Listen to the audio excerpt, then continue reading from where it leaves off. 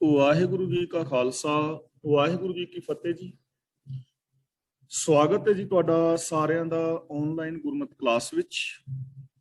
ਜਿਵੇਂ ਕਿ ਆਪ ਜੀ ਨੂੰ ਪਤਾ ਹੈ, ਕੁਝ ਦਿਨ ਤੋਂ ਅਸੀਂ ਸ੍ਰੀ ਰਾਗ ਕੀ ਵਾਰ ਦੀ ਵਿਚਾਰ ਸਾਂਝੀ ਕਰ ਰਹੇ ਹਾਂ ਔਰ ਜੀਵਨ ਜਾਚ ਸਿੱਖਣ ਦਾ ਯਤਨ ਕਰ ਰਹੇ ਹਾਂ। ਕੱਲ ਤੱਕ ਅਸੀਂ 14 ਪੌੜੀਆਂ ਦੀ ਵਿਚਾਰ ਕਰ ਚੁੱਕੇ ਹਾਂ। ਅੱਜ 15ਵੀਂ ਪੌੜੀ ਦੀ ਵਿਚਾਰ ਕਰ ਰਹੇ ਹਾਂ ਔਰ ਇਸ ਪੌੜੀ ਦੇ ਨਾਲ ਜੋ ਪਹਿਲਾ ਸ਼ਲੋਕ ਹੈ, ਸਾਹਿਬ ਸ੍ਰੀ ਗੁਰੂ ਅੰਗਦ ਪਾਤਸ਼ਾਹ ਜੀ ਦਾ ਉਚਾਰਨ ਕੀਤਾ ਹੋਇਆ ਹੈ। ਆਦਿ ਸ੍ਰੀ ਗੁਰੂ ਗ੍ਰੰਥ ਸਾਹਿਬ ਜੀ ਦੇ ਪਾਵਨ ਅੰਗ 99 ਤੇ ਅੰਕ। ਜੋ ਸਿਰ ਸਾਈ ਨਾ ਨਿਵੈ ਸੋ ਸਿਰ ਦੀਜੈ ਡਾਰ, ਨਾਨਕ ਜਿਸ ਪਿੰਜਰ ਮਹਿ ਬਿਰਹਾ ਨਹੀਂ ਸੋ ਪਿੰਜਰ ਲੈ ਜਾਰ। ਡਾਰ ਦਾ ਮਤਲਬ ਸੁੱਟ ਦੇਣਾ ਚਾਹੀਦਾ ਹੈ ਇੱਕ ਪਾਸੇ। ਜਿਹੜਾ ਸਿਰ ਪ੍ਰਭੂ ਦੀ ਯਾਦ ਵਿੱਚ ਨਹੀਂ ਜੁੜਦਾ ਉਹ ਤਿਆਗ ਦੇਣਾ ਚਾਹੀਦਾ ਹੈ, ਭਾਵ ਉਹਦਾ ਕੋਈ ਲਾਭ ਨਹੀਂ ਹੈ, ਉਹ ਸਿਰ ਸੁੱਟ ਦੇਣਾ ਚਾਹੀਦਾ ਹੈ। ਹੁਣ ਦੇਖੋ ਇੱਥੇ ਸਿਰ ਜਿਹੜਾ ਹੈ, ਇਹਨੂੰ ਅਸੀਂ ਕਿਵੇਂ ਸੁੱਟ ਸਕਦੇ ਹਾਂ। ਜੇ ਸਿਰ ਕੱਟਾਂਗੇ ਤਾਂ ਸਰੀਰਕ ਤੌਰ ਤੇ ਮੌਤ ਹੋਏਗੀ ਔਰ ਜਿਉਂਦੇ ਜੀ ਸਿਰ ਨੂੰ ਸੁੱਟਿਆ ਨਹੀਂ ਜਾ ਸਕਦਾ।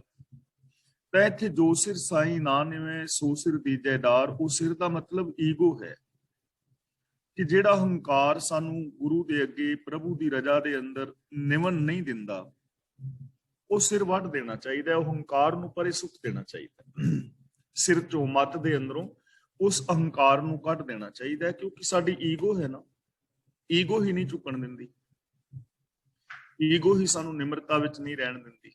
ਜੇ ਇੱਕ ਦੂਜੇ ਦਾ ਅਸੀਂ ਮਾਨ ਸਤਿਕਾਰ ਕਰਨਾ ਹੈ ਤਾਂ ਉਹਦੇ ਵਾਸਤੇ ਵੀ ਸਾਡੇ ਅੰਦਰ ਨਿਮਰਤਾ ਚਾਹੀਦੀ ਹੈ। ਸਾਡੀ ਈਗੋ, ਸਾਡਾ ਹੰਕਾਰ ਸਾਨੂੰ ਮਜਬੂਰ ਕਰਦਾ ਹੈ ਕਿ ਅਸੀਂ ਕਿਸੇ ਦੇ ਅੱਗੇ ਝੁਕੀਏ ਨਾ, ਕਿਸੇ ਦਾ ਸਤਿਕਾਰ ਨਾ ਕਰੀਏ। ਗੁਰੂ ਦੇ ਦੱਸੇ ਰਾਹਾਂ ਤੇ ਤੁਰਨ ਤੋਂ ਵੀ ਸਾਡੀ ਈਗੋ, ਸਾਡਾ ਹੰਕਾਰ ਹੀ ਸਾਨੂੰ ਵਰਜਦਾ ਹੈ, ਬਾਧਾ ਬਣਦਾ ਹੈ। ਰੱਬੀ ਹੁਕਮ ਦੇ ਅੰਦਰ ਤੁਰਨ ਲੱਗਿਆ ਵੀ ਸਾਡੀ ਈਗੋ, ਸਾਡਾ ਹੰਕਾਰ ਹੀ ਸਾਡੀ ਰੁਕਾਵਟ ਹੈ। ਇਸ ਲਈ ਗੁਰੂ ਜੀ ਕਹਿੰਦੇ ਨੇ ਕਿ ਉਸ ਸਿਰ ਨੂੰ, ਉਸ ਹੰਕਾਰ ਨੂੰ ਵੱਢ ਕੇ ਪਰੇ ਸੁੱਟ ਦੇਣਾ ਚਾਹੀਦਾ ਹੈ, ਪਾਸੇ ਕਰ ਦੇਣਾ ਚਾਹੀਦਾ ਹੈ। ਜਿਹੜਾ ਹੰਕਾਰ ਸਾਨੂੰ ਰੱਬੀ ਰਜ਼ਾ ਦੇ ਅੰਦਰ ਨਹੀਂ ਤੁਰਨ ਦਿੰਦਾ, ਗੁਰਮਤਿ ਆਸ਼ੇ ਅਨੁਸਾਰ ਜ਼ਿੰਦਗੀ ਨਹੀਂ ਜੀਣ ਦਿੰਦਾ। ਨਾਨਕ ਜਿਸ ਪਿੰਜਰ ਮੈਂ ਬਿਰਹਾ ਨਹੀਂ ਸੋ ਪਿੰਜਰ ਲੈ ਜਾਰ। ਪਿੰਜਰ ਦਾ ਮਤਲਬ ਸਰੀਰ, ਬਿਰਹਾ ਦਾ ਮਤਲਬ ਪਿਆਰ, ਕਿ ਰੱਬੀ ਗੁਣਾਂ ਦੀ ਖਿੱਚ ਨਹੀਂ ਜਿਸ ਪਿੰਜਰ ਅੰਦਰ, ਉਹ ਪਿੰਜਰ ਸਾੜ ਤੇ ਜਾਰ ਦਾ ਮਤਲਬ ਉਹਨੂੰ ਸਾੜ ਦੇਣਾ ਚਾਹੀਦਾ ਹੈ। ਇਹ ਨਾਨਕ ਜਿਸ ਸਰੀਰ ਵਿੱਚ ਪਿਆਰ ਨਹੀਂ ਉਹ ਸਰੀਰ ਸਾੜਨ ਯੋਗ ਹੈ। ਹੁਣ ਇੱਥੇ ਇਹ ਨਹੀਂ ਕਿ ਜੇ ਸਰੀਰ ਦੇ ਅੰਦਰ ਪਿਆਰ ਨਹੀਂ ਤਾਂ ਸਰੀਰ ਨੂੰ ਤੇਲ ਪਾ ਕੇ ਅੱਗ ਲਾ ਲਓ, ਐਸਾ ਨਹੀਂ ਹੈ। ਇੱਥੇ ਪਿੰਜਰ ਸਰੀਰ ਦਾ ਮਤਲਬ ਸੋਚ, ਸਰੀਰ ਦੇ ਅੰਦਰ ਸੋਚ ਹੈ ਨਾ, ਸੋਚ ਦੇ ਅੰਦਰ ਜੇ ਪਿਆਰ ਹੋਏਗਾ ਤਾਂ ਸਰੀਰ ਉਹ ਕੰਮ ਕਰੇਗਾ। ਜੇ ਸਾਡੀ ਸੋਚ ਵਿੱਚ ਰੱਬੀ ਪਿਆਰ ਹੈ, ਰੱਬੀ ਗੁਣਾਂ ਦਾ ਪਿਆਰ ਹੈ, ਤਾਂ ਫਿਰ ਅਸੀਂ ਸਰੀਰ ਕਰਕੇ ਵੀ ਉਹ ਰੱਬੀ ਕਰਮ ਕਰਾਂਗੇ। ਜੇ ਸਾਡੇ ਅੰਦਰ ਸੋਚ ਹੈ ਕਿ ਹਰ ਇਨਸਾਨ ਦੇ ਅੰਦਰ ਪ੍ਰਭੂ ਹੈ, ਤਾਂ ਅਸੀਂ ਹਰ ਇੱਕ ਨੂੰ ਰੱਬ ਦਾ ਰੂਪ ਕਰਕੇ ਜਾਣਾਂਗੇ, ਉਹਦੇ ਨਾਲ ਵਿਹਾਰ ਕਰਾਂਗੇ। ਜੇ ਸਾਡੀ ਸੋਚ ਚੰਗੀ ਹੈ ਤਾਂ ਅਸੀਂ ਅੱਖਾਂ ਦੇ ਨਾਲ ਹਰ ਧੀ ਭੈਣ ਨੂੰ ਧੀ ਭੈਣ ਕਰਕੇ ਵੇਖਾਂਗੇ, ਆਪਣੇ ਪਰਾਏ ਦੇ ਵਿਤਕਰੇ ਨਹੀਂ ਹੋਣਗੇ। ਜੇ ਸਾਡੀ ਸੋਚ ਅੰਦਰ ਖਿੱਚ ਹੈ ਤਾਂ ਅਸੀਂ ਹੱਥਾਂ ਦੇ ਨਾਲ ਕਿਰਤ ਕਰਾਂਗੇ, ਤਾਂ ਅਸੀਂ ਪੈਰਾਂ ਦੇ ਨਾਲ ਚੰਗੇ ਰਾਹਾਂ ਤੇ ਤੁਰਾਂਗੇ, ਤਾਂ ਅਸੀਂ ਕੰਨਾਂ ਦੇ ਨਾਲ ਸੱਚ ਸੁਣਾਂਗੇ। ਇਸ ਲਈ ਗੁਰੂ ਜੀ ਕਹਿੰਦੇ ਨੇ ਜੇ ਸਰੀਰ ਦੇ ਅੰਦਰ ਚੰਗੀ ਸੋਚ ਨਹੀਂ ਹੈ, ਉਸ ਮਾੜੀ ਸੋਚ ਨੂੰ ਸਾੜ ਦੇਣਾ ਚਾਹੀਦਾ ਹੈ, ਉਸ ਸੋਚ ਨੂੰ ਖਤਮ ਕਰ ਦੇਣਾ ਚਾਹੀਦਾ ਹੈ। ਕਿਉਂਕਿ ਉਹ ਜੀਵਨ ਜਿਹੜਾ ਹੈ ਉਹ ਕਿਸੇ ਕੰਮ ਦਾ ਨਹੀਂ ਹੈ, ਉਹ ਬੇਕਾਰ ਹੈ, ਵਿਅਰਥ ਹੈ, ਉਹ ਦੁਖਦਾਈ ਹੈ। ਅੱਗੇ ਗੁਰੂ ਅਰਜਨ ਪਾਤਸ਼ਾਹ ਜੀ ਦਾ ਪਾਵਨ ਸ਼ਲੋਕ ਹੈ, ਮੁੰਢੋਂ ਭੁੱਲੀ ਨਾਨਕਾ ਫਿਰ ਜਨਮ ਮੁਯਾਸ। ਮੁੰਢੋਂ ਦਾ ਮਤਲਬ ਹੈ ਮੁੱਢ, ਮੁੱਢ ਦਾ ਮਤਲਬ ਜੋ ਮੂਲ ਹੈ। ਹੁਣ ਜੋ ਮੂਲ ਤੋਂ ਹੀ ਭੁੱਲ ਗਿਆ, ਮੂਲ ਤੋਂ ਟੁੱਟ ਗਿਆ, ਉਹ ਜੀਵ ਇਸਤਰੀ ਮੁੜ ਕੇ ਜਨਮ ਮਰਨ ਵਿੱਚ ਪੈਂਦੀ ਹੈ। ਹੁਣ ਇੱਥੇ ਜਨਮ ਮਰਨ ਦਾ ਮਤਲਬ ਜਦੋਂ ਤੁਸੀਂ ਬੋਲ ਕੇ ਦੱਸੋਗੇ ਨਾ, ਮਿਊਟ ਹੁੰਦੇ ਹੋਏ ਤਾਂ ਮੈਨੂੰ ਸਮਝ ਆ ਜਾਏਗੀ ਕਿ ਤੁਸੀਂ ਕੀ ਬੋਲ ਰਹੇ ਹੋ। ਇੱਥੇ ਜਨਮ ਮਰਨ ਦਾ ਮਤਲਬ ਪਸ਼ੂ ਬਿਰਤੀਆਂ, ਪਸ਼ੂ ਬਿਰਤੀਆਂ। ਮੁੰਡੋ ਦਾ ਮਤਲਬ ਜੋ ਪ੍ਰਭੂ ਤੋਂ, ਸਭ ਦਾ ਮੂਲ ਜੋ ਰੱਬ ਹੈ, ਜੋ ਉਹਦੇ ਤੋਂ ਭੁੱਲ ਗਿਆ, ਜਿਨੇ ਸਿਰਜਣਹਾਰ ਨੂੰ ਵਿਸਾਰ ਦਿੱਤਾ, ਜਿਨੇ ਰੱਬੀ ਗੁਣਾਂ ਨੂੰ ਭੁਲਾ ਦਿੱਤਾ, ਜੋ ਰੱਬੀ ਰਜਾ ਤੋਂ ਖੁੰਝ ਗਿਆ, ਉਹ ਮੁੜ ਮੁੜ ਕੇ ਪਸ਼ੂ ਬਿਰਤੀਆਂ ਦੇ ਵਿੱਚ ਪੈਂਦਾ ਹੈ। ਉਹਦੇ ਅੰਦਰ ਇਨਸਾਨੀਅਤ ਪੈਦਾ ਨਹੀਂ ਹੁੰਦੀ, ਉਹਦੇ ਅੰਦਰ ਮੁੜ ਮੁੜ ਕੇ ਪਸ਼ੂ ਬਿਰਤੀਆਂ ਪੈਦਾ ਹੋਣਗੀਆਂ। ਕਦੇ ਕੁੱਤੇ ਦੀ ਬਿਰਤੀ ਲੋਭ ਪੈਦਾ ਹੋ ਗਿਆ, ਕਦੇ ਹਾਥੀ ਦੀ ਬਿਰਤੀ ਹੰਕਾਰ ਪੈਦਾ ਹੋ ਗਿਆ, ਕਦੇ ਜੋ ਸੂਰ ਦੀ ਬਿਰਤੀ ਹੈ ਗੰਦ ਖਾਣ ਦੀ, ਉਹ ਪੈਦਾ ਹੋ ਗਈ। ਤਾਂ ਇਸ ਤਰ੍ਹਾਂ ਮੁੜ ਮੁੜ ਕੇ ਉਹ ਪਸ਼ੂ ਬਿਰਤੀਆਂ ਦੇ ਅੰਦਰ ਪੈਂਦਾ ਰਹਿੰਦਾ ਹੈ, ਜਿਹੜਾ ਇਨਸਾਨ ਮੁੱਢ ਤੋਂ, ਮੂਲ ਤੋਂ ਭੁੱਲ ਜਾਂਦਾ ਹੈ, ਸੱਚ ਨਾਲੋਂ ਟੁੱਟ ਜਾਂਦਾ ਹੈ। ਤੇ ਸਾਡਾ ਸਾਰਿਆਂ ਦਾ ਮੂਲ ਕੀ ਹੈ? ਮਨ ਤੋਂ ਜੋਤ ਸਰੂਪ ਹੈ, ਆਪਣਾ ਮੂਲ ਪਛਾਣ। ਤਾਂ ਸਾਡਾ ਸਾਰਿਆਂ ਦਾ ਮੂਲ ਤਾਂ ਰੱਬ ਹੈ। ਜਿਹੜਾ ਬੰਦਾ ਇਹ ਭੁੱਲ ਜਾਏ ਕਿ ਮੈਂ ਰੱਬ ਤੋਂ ਵੱਖਰਾ ਹਾਂ, ਜੋ ਰੱਬੀ ਗੁਣਾਂ ਨੂੰ ਭੁੱਲ ਜਾਏ, ਸਤ ਸੰਤੋਖ ਦਇਆ ਧਰਮ ਨੂੰ, ਜੋ ਰੱਬੀ ਰਜਾ ਭਾਣੇ ਨੂੰ ਭੁੱਲ ਜਾਏ, ਉਹ ਬੰਦਾ ਜਿਹੜਾ ਹੈ ਮੁੜ ਮੁੜ ਕੇ ਪਸ਼ੂ ਬਿਰਤੀਆਂ ਦੇ ਅੰਦਰ ਪਵੇਗਾ। ਕਦੇ ਉਹਦੇ ਅੰਦਰ ਲੋਭ, ਕ੍ਰੋਧ ਆਦਿਕ ਪੈਦਾ ਹੁੰਦੇ ਰਹਿਣਗੇ, ਉਹਦੇ ਅੰਦਰ ਇਨਸਾਨੀਅਤ ਜਿਹੜੀ ਹੈ ਉਹ ਪੈਦਾ ਨਹੀਂ ਹੋਊਗੀ। ਕਸਤੂਰੀ ਕੈ ਭੋਲੜੈ ਗੰਦੇ ਡੂਮ ਪਿਆਸ। ਇਹਨੂੰ ਭੋਲੜੇ ਨਹੀਂ ਪੜਨਾ, ਦੁਲਾਵਾਂ ਪੜਨੀਆਂ ਨੇ ਭੋਲੜੈ। ਭੋਲੜੇ ਦਾ ਮਤਲਬ ਭੁਲਾਵੇ ਵਿੱਚ, ਭੁਲੇਖੇ ਵਿੱਚ। ਤੇ ਇੱਥੇ ਡੂਮ ਦਾ ਮਤਲਬ ਹੈ ਗੰਦੇ ਡੂਮ ਪਿਆਸ। ਇੱਥੇ ਡੂਮ ਦਾ ਮਤਲਬ ਹੈ ਡੂੰਘੇ ਟੋਏ ਦੇ ਅੰਦਰ। ਗੰਦੇ ਡੂਮ ਪਿਆਸ, ਡੂਮ ਦਾ ਮਤਲਬ ਹੁੰਦਾ ਹੈ ਡੂੰਘਾ ਟੋਇਆ। ਇਹਨੂੰ ਡੂਮ ਨਹੀਂ ਪੜਨਾ, ਡੂਮ। ਕਸਤੂਰੀ ਦੇ ਭੁਲੇਖੇ ਵਿੱਚ ਬੰਦਾ ਗੰਦੇ ਟੋਏ ਦੇ ਵਿੱਚ ਪੈਂਦਾ ਰਹਿੰਦਾ ਹੈ। ਕਸਤੂਰੀ ਦਾ ਮਤਲਬ ਉੱਤਮ ਪਦਾਰਥ, ਤੇ ਗੰਦਾ ਡੁੰਮ ਕਿਹੜਾ ਹੈ? ਮਾਇਆ ਦਾ, ਮਾੜੀ ਜਿਹੜੀ ਸੋਚ ਹੈ, ਉਹ ਸੋਚ ਜੋ ਸਾਨੂੰ ਰੱਬ ਨਾਲੋਂ ਤੋੜਦੀ ਹੈ, ਸਾਨੂੰ ਇੱਕ ਦੂਜੇ ਵਿੱਚ ਰੱਬ ਨਹੀਂ ਵੇਖਣ ਦਿੰਦੀ।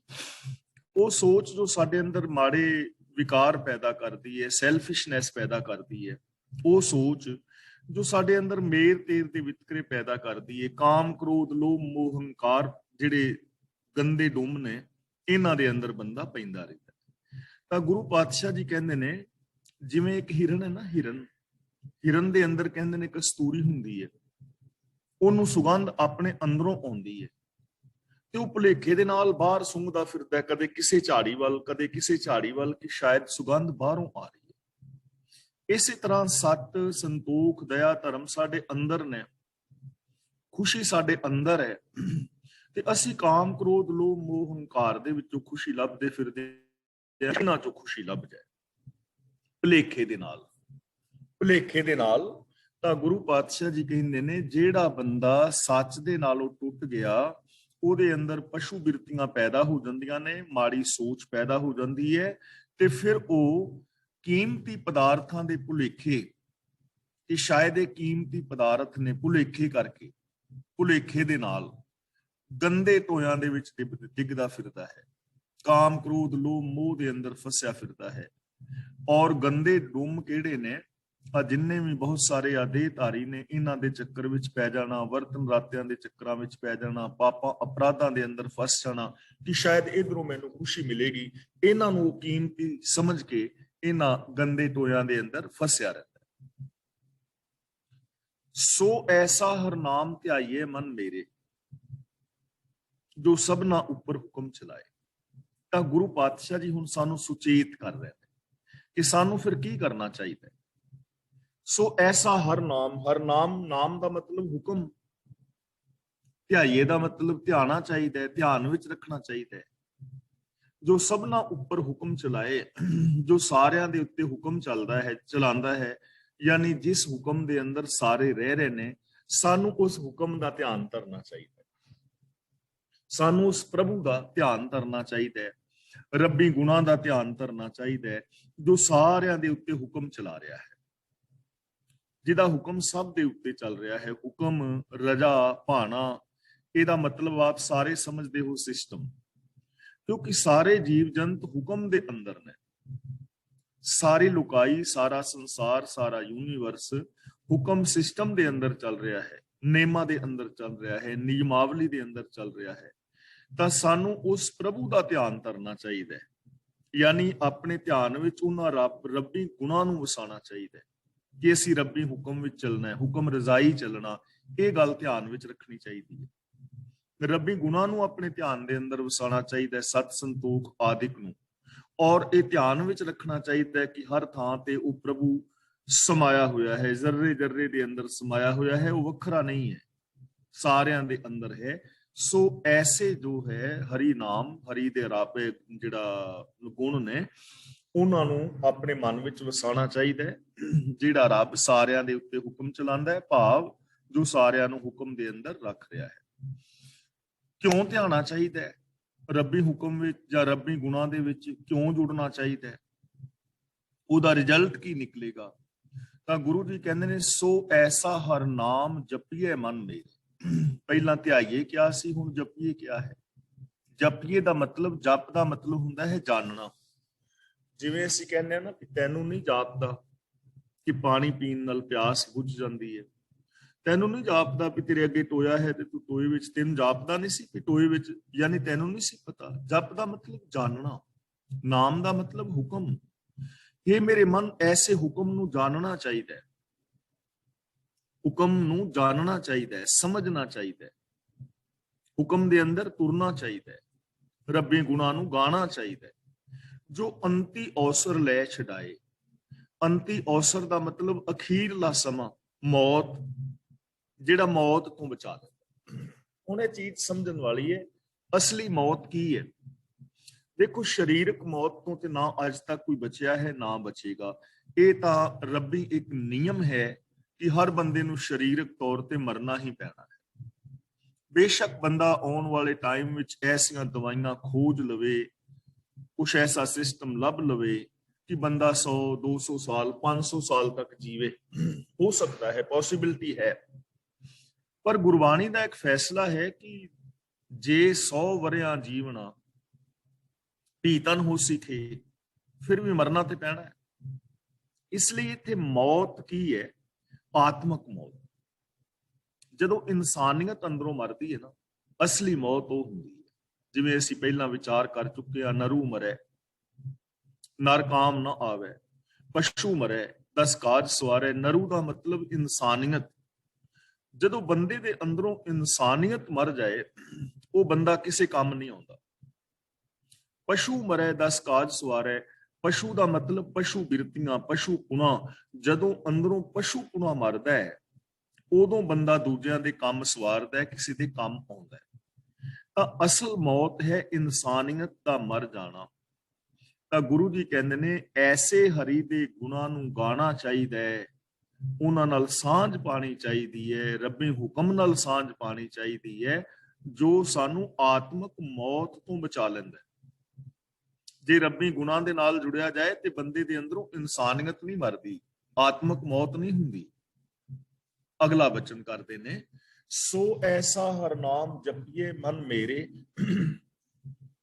ਜੋ ਮਨ ਕੀ ਤ੍ਰਿਸ਼ਨਾ ਸਭ ਭੁੱਖ ਗਵਾਏ। ਇਹ ਮੇਰੇ ਮਨ, ਐਸੇ ਹਰੀ ਨਾਮ ਦੇ ਨਾਲ ਸਾਂਝ ਪਾਣੀ ਚਾਹੀਦੀ ਹੈ। ਜਪੀਏ ਦਾ ਮਤਲਬ ਸਾਂਝ ਪਾਣੀ ਚਾਹੀਦੀ ਹੈ, ਰੱਬੀ ਗੁਣਾਂ ਦੇ ਧਾਰ ਨਹੀਂ ਹੋਣਾ ਚਾਹੀਦਾ ਹੈ, ਰੱਬੀ ਹੁਕਮ ਵਿੱਚ ਤੁਰਨਾ ਚਾਹੀਦਾ ਹੈ। ਕੋਈ ਵੀ ਵਰਡ ਤੁਸੀਂ ਵਰਤ ਸਕਦੇ ਹੋ, ਸ਼ਬਦਾਵਲੀ ਦਾ ਫਰਕ ਹੁੰਦਾ ਹੈ। ਕੋਈ ਕਿਸੇ ਸ਼ਬਦਾਵਲੀ ਨਾਲ ਸਮਝ ਜਾਂਦਾ ਹੈ, ਕੋਈ ਕਿਸੇ ਸ਼ਬਦਾਵਲੀ ਨਾਲ ਸਮਝ ਜਾਂਦਾ ਹੈ। ਗੱਲ ਹੈ ਇਹਦੇ ਪਿੱਛੇ ਜੋ ਭਾਵਨਾ ਹੈ। ਰੱਬੀ ਹੁਕਮ ਵਿੱਚ ਤੁਰਨਾ ਕਹਿ ਲੋ, ਜਾਂ ਰੱਬੀ ਗੁਣਾਂ ਦੇ ਧਾਰ ਨਹੀਂ ਹੋਣਾ ਕਹਿ ਲੋ। ਮਤਲਬ ਕਿ ਭਾਵਨਾ ਪਿੱਛੇ ਇਹ ਹੈ ਕਿ ਅਸੀਂ ਰੱਬੀ ਗੁਣਾਂ ਦੇ ਧਾਰ ਨਹੀਂ ਹੋਣਾ। ਤਾਂ ਗੁਰੂ ਪਾਤਸ਼ਾਹ ਜੀ ਕਹਿੰਦੇ ਨੇ, ਹੇ ਮੇਰੇ ਮਨ, ਰੱਬੀ ਰਜਾ ਵਿੱਚ ਤੁਰਨਾ ਚਾਹੀਦਾ ਹੈ, ਰੱਬੀ ਗੁਣਾਂ ਦੇ ਨਾਲ ਸਾਂਝ ਪਾਣੀ ਚਾਹੀਦੀ ਹੈ, ਰੱਬੀ ਗੁਣਾਂ ਦੇ ਧਾਰ ਨਹੀਂ ਹੋਣਾ ਚਾਹੀਦਾ ਹੈ। ਕਿਉਂ? ਕਿ ਜੋ ਮਨ ਕੀ ਤ੍ਰਿਸ਼ਨਾ ਸਭ ਭੁੱਖ ਗਵਾਏ। ਇਹ ਹਰੀ ਦਾ ਜੋ ਹੁਕਮ ਹੈ, ਮਨ ਦੀ ਤ੍ਰਿਸ਼ਨਾ ਔਰ ਭੁੱਖ ਨੂੰ ਗਵਾ ਦਿੰਦਾ ਹੈ। ਜੋ ਹਰੀ ਗੁਣਾਂ ਦੇ ਨਾਲ ਜੁੜਦਾ ਹੈ, ਰੱਬੀ ਗੁਣਾਂ ਨਾਲ, ਰੱਬੀ ਰਜਾ ਵਿੱਚ ਤੁਰਦਾ ਹੈ, ਉਹਦੇ ਅੰਦਰ ਸੰਤੋਖ ਆ ਜਾਂਦਾ ਹੈ, ਉਹਦੇ ਅੰਦਰ ਤ੍ਰਿਸ਼ਨਾ ਨਹੀਂ ਰਹਿੰਦੀ। ਔਰ ਤ੍ਰਿਸ਼ਨਾ ਹੀ ਵੱਡਾ ਰੋਗ ਹੈ। ਤ੍ਰਿਸ਼ਨਾ ਬੁਝਦੀ ਨਹੀਂ, ਤ੍ਰਿਸ਼ਨਾ ਕਰਕੇ ਹੀ ਬੰਦਾ ਪਾਪ ਔਰ ਵਿਕਾਰ ਕਮਾਉਂਦਾ ਹੈ। ਤੇ ਯਾਦ ਰੱਖਣਾ, ਰੱਬੀ ਗੁਣ ਹੈ ਸੰਤੋਖ।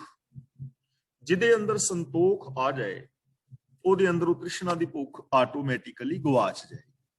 ਇਸ ਲਈ ਗੁਰੂ ਜੀ ਕਹਿੰਦੇ ਨੇ ਸਾਨੂੰ ਰੱਬੀ ਗੁਣਾਂ ਦੇ ਨਾਲ ਸਾਂਝ ਪਾਣੀ ਚਾਹੀਦੀ ਹੈ, ਕਿਉਂਕਿ ਰੱਬੀ ਗੁਣਾਂ ਦੇ ਨਾਲ ਸਾਂਝ ਪਾਇਆ ਸਾਡੇ ਮਨ ਦੇ ਅੰਦਰੋਂ ਤ੍ਰਿਸ਼ਨਾ ਦੀ ਜਿਹੜੀ ਭੁੱਖ ਹੈ, ਤ੍ਰਿਸ਼ਨਾ ਦੀ ਜੋ ਅੱਗ ਹੈ ਉਹ ਮਿਟ ਜਾਂਦੀ ਹੈ ਔਰ ਬੰਦੇ ਨੂੰ ਸੈਟੀਸਫੈਕਸ਼ਨ ਮਿਲਦਾ ਹੈ। ਬੰਦਾ ਜੋ ਕੁਛ ਦਸਾਂ ਨਵਾਂ ਦੀ ਕਿਰਤ ਕਮਾਈ ਕਰਕੇ ਆ ਰਿਹਾ ਹੈ ਉਹਦੇ ਨਾਲ ਖੁਸ਼ ਰਹਿੰਦਾ ਹੈ। ਸੋ ਗੁਰਮੁਖ ਨਾਮ ਜਪਿਆ ਵਡ ਭਾਗੀ, ਤਿਨ ਨਿੰਦਕ ਦੁਸ਼ਟ ਸਭ ਪੈਰੀ ਪਾਏ।